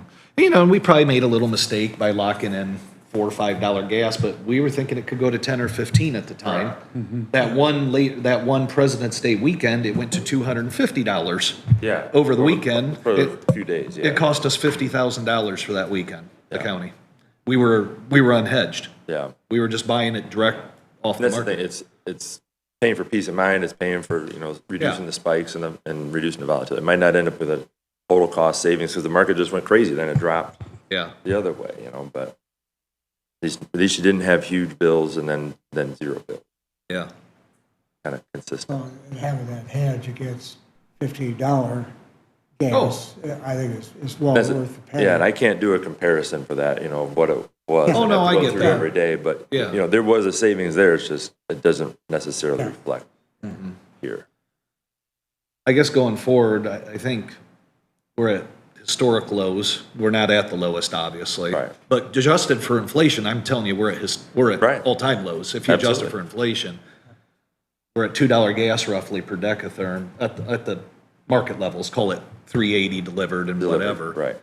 I think we need to lock in a lot of that right now. I tell you why, I'm really concerned about our world situation right now. And granted, if it gets that bad, it don't matter what contract we have. They'll say we're not delivering the gas, we don't have any, but things get really bad, Mideast gets bad, even though it doesn't really affect our natural gas, it does in the minds of people. And then the Right. markets go It's- crazy. It's the unknowing that drives the market. That's what I'm saying. It's the insecurity, and I think at this $2 level, we should hedge more position than we did before, and that's how we're gonna see the long-term savings. Yeah. We hedged quite a bit at that 4 and 5, which was a little bit of a mistake, maybe. But at the time, it was a calculated, Made sense. it was a calculated error, let's put it that way. In other words, Calculated risk. yeah, calculated risk. We said, But I guarantee it gets an up spike, Yeah, for sure, and I can see that possibly. I mean, our political situation, plus the Middle East and everything that's going on. yeah, I mean, if this election goes south, we're in trouble. could be Susan, in trouble. who are we hooked up with for highway right now for natural gas? NIPSCO has that account as a separate one, right? Was the highway department prior to Stan coming with NIPSCO and they switched to Stan, the old highway department, or did we not bring that one over?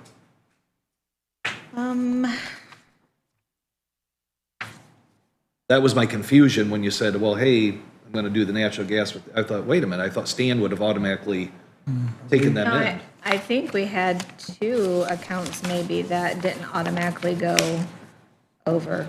I don't know enough about it to know how that all works, because I still get a NIPSCO bill, and I still get a Stan bill, and then I have somebody else telling me that they can do it way less, and so, Right. Our highway department, though, do you happen to have a copy of a highway department bill, gas bill? Do they get their own bill? Are we Yeah. paying that?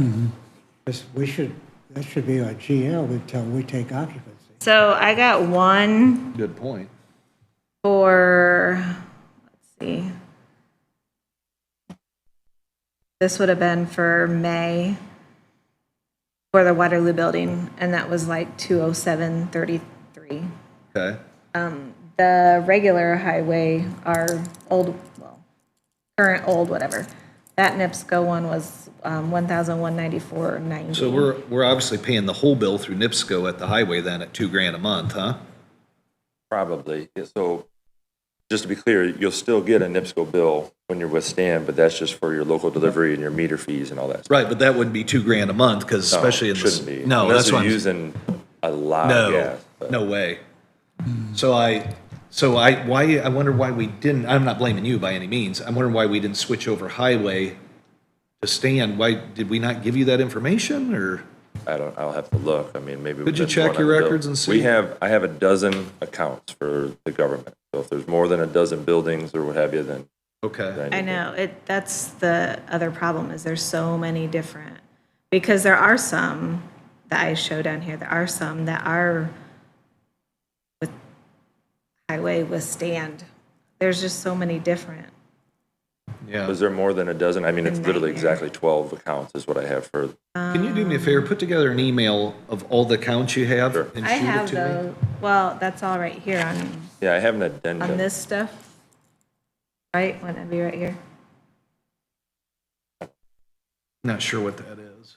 Well, that's his bill. Oh, the That's Stan from bill. Stan. Yeah. So that's all the accounts. Yeah, so it has all the addresses. 12 total.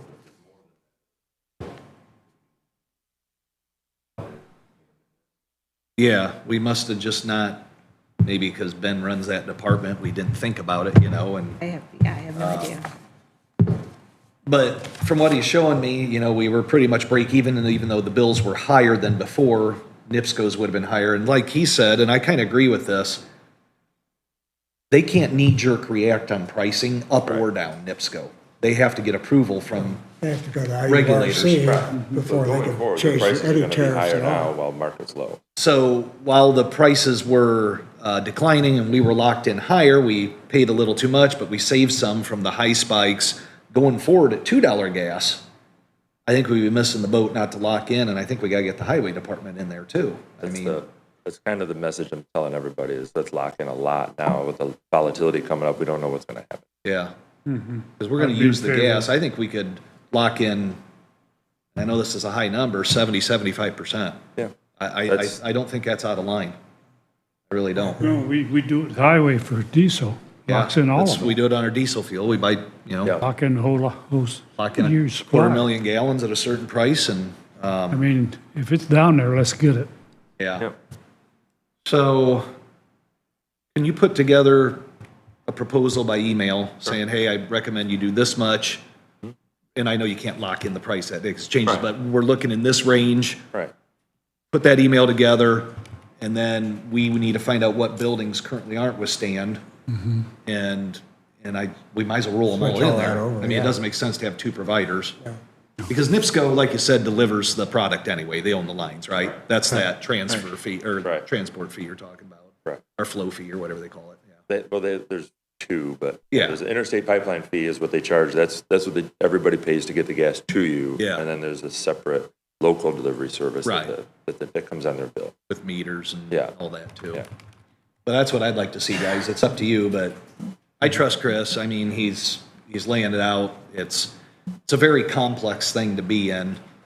Are we gonna save any money? I don't know, but we gotta try. And it's just like with our health insurance. It's hurting us this year. We don't know. We gotta stick it out, though. We just can't pull the plug on it, and we gotta have some history to see where this is going. Yeah, and this is, Yeah, even if we just break even with what NIPSCO would be, we have that protection. Yeah. And That's That's worth pretty something. volatile. Yeah, we know what our cost It'll- is. The markets will adjust after the election, and they kind of settle in, but I mean, right now, it's all over the place. Yeah. So what I'm thinking, guys, is I'd like to have them propose maybe up to 75%. Buy it now when it's cheap and lock us in and let's do it. throw the other companies in. I I'm on agree. board. Okay. Yep. All right. So do we need a motion for that since we have consensus just to let them give us information? Well, And we're if you're not- just we're not wanting agreeing to information, anything. that's fine. Yeah. Your motion will be when you get the, Yeah. Yeah, when you get it So we have a back. consensus to let them Yeah. deliver. Yeah. So do that for us, Chris, if you would, please. Okay. Make sense? Yeah, I'll do that, like I had shown here, I'll do through 25, 26, 27, 28. Yeah. Kind of give you some options. Shoot me that and like that if you could, so where I can share it and Sure. we can make an informed decision. Thank you. Okay. Anything else? No, Andrew? Good. I don't think so. you're good, Susan? Chris. Thank you. And then just give me any extra, Yeah. I just need a copy of one invoice from any other facilities that we don't currently serve. Yeah, to put with you. I'm trying to figure that out as we speak. Okay. All right. So this was the last thing on miscellaneous you. topics. Your capital improvement plan. Yes. Which I printed out for everybody. I redlined it, put in my suggestions of where we need to go, and so you guys will need to look at it and see if you want other things added in those project areas, if you want different projects added, if you want things taken away, what you want done with it so that we can get it approved before the end of the year. The only thing I can think of would be the redevelopment, or not the planning commission building. Redevelopment building, chicken coop, remodel. Okay. Maybe add that. There was some money in there. Oh, what was it? Cover that anyway. Yeah. With this. Repairs and improvements. Yeah, and then at any time, I mean, whatever's in your administrative one, we can transfer around, but yeah, we can add that. in. Yeah. So are you guys planning to do development services with lighted dollars? That will help me know what to do come budget tomorrow, because cum cap is very low, and it's not gonna be able to fund it. And then, guys, So you're saying use lighted funds? Is that what you just said? Isn't our lighted budget pretty tight anymore I mean, if you guys are gonna put it in your plan, that's just what I need to know. with the highway? Yeah, with that bond. ARPA, You just have a lot of money that you don't spend in it, In what? in your lighted. Oh, in lighted.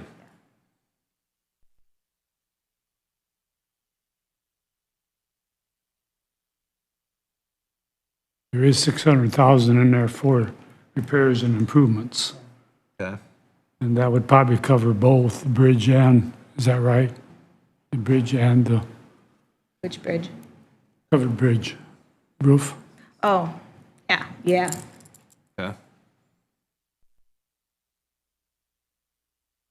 What do you think?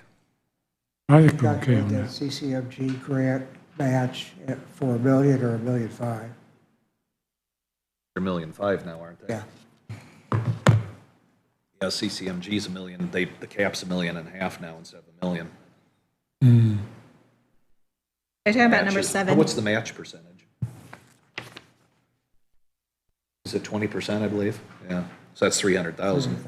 The last few years, we haven't had to, I mean, we did for the federal project, we haven't had to use lighted funds for that grant match Okay. for the CCMG. Because we have some highway funds and we have rainy day that we've been able to use. That was, So it's not, yeah. The grant match for that would probably not come from lighted, but I included it in there in case right, something happens and you have to, but somewhere, right? it's, yeah. I don't know, guys. Pull it from the magic pot. All right. Seriously, I don't know. What's your thoughts? My thoughts is it's going to have to come from lighted because cume cap is very low and everything that's been requested for is not going to get funded. It's extremely low. So be it then.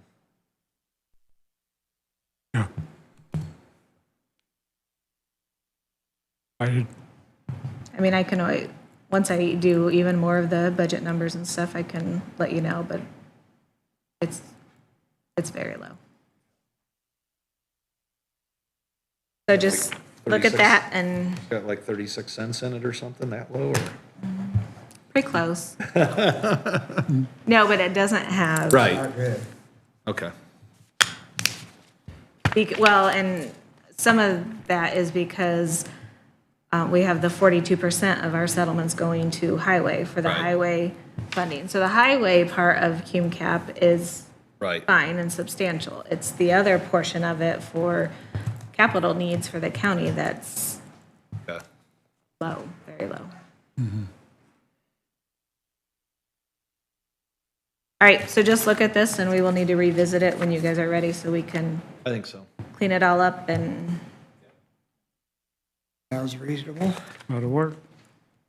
that's all I had. All done? Anything else? Okay, we will stand adjourned.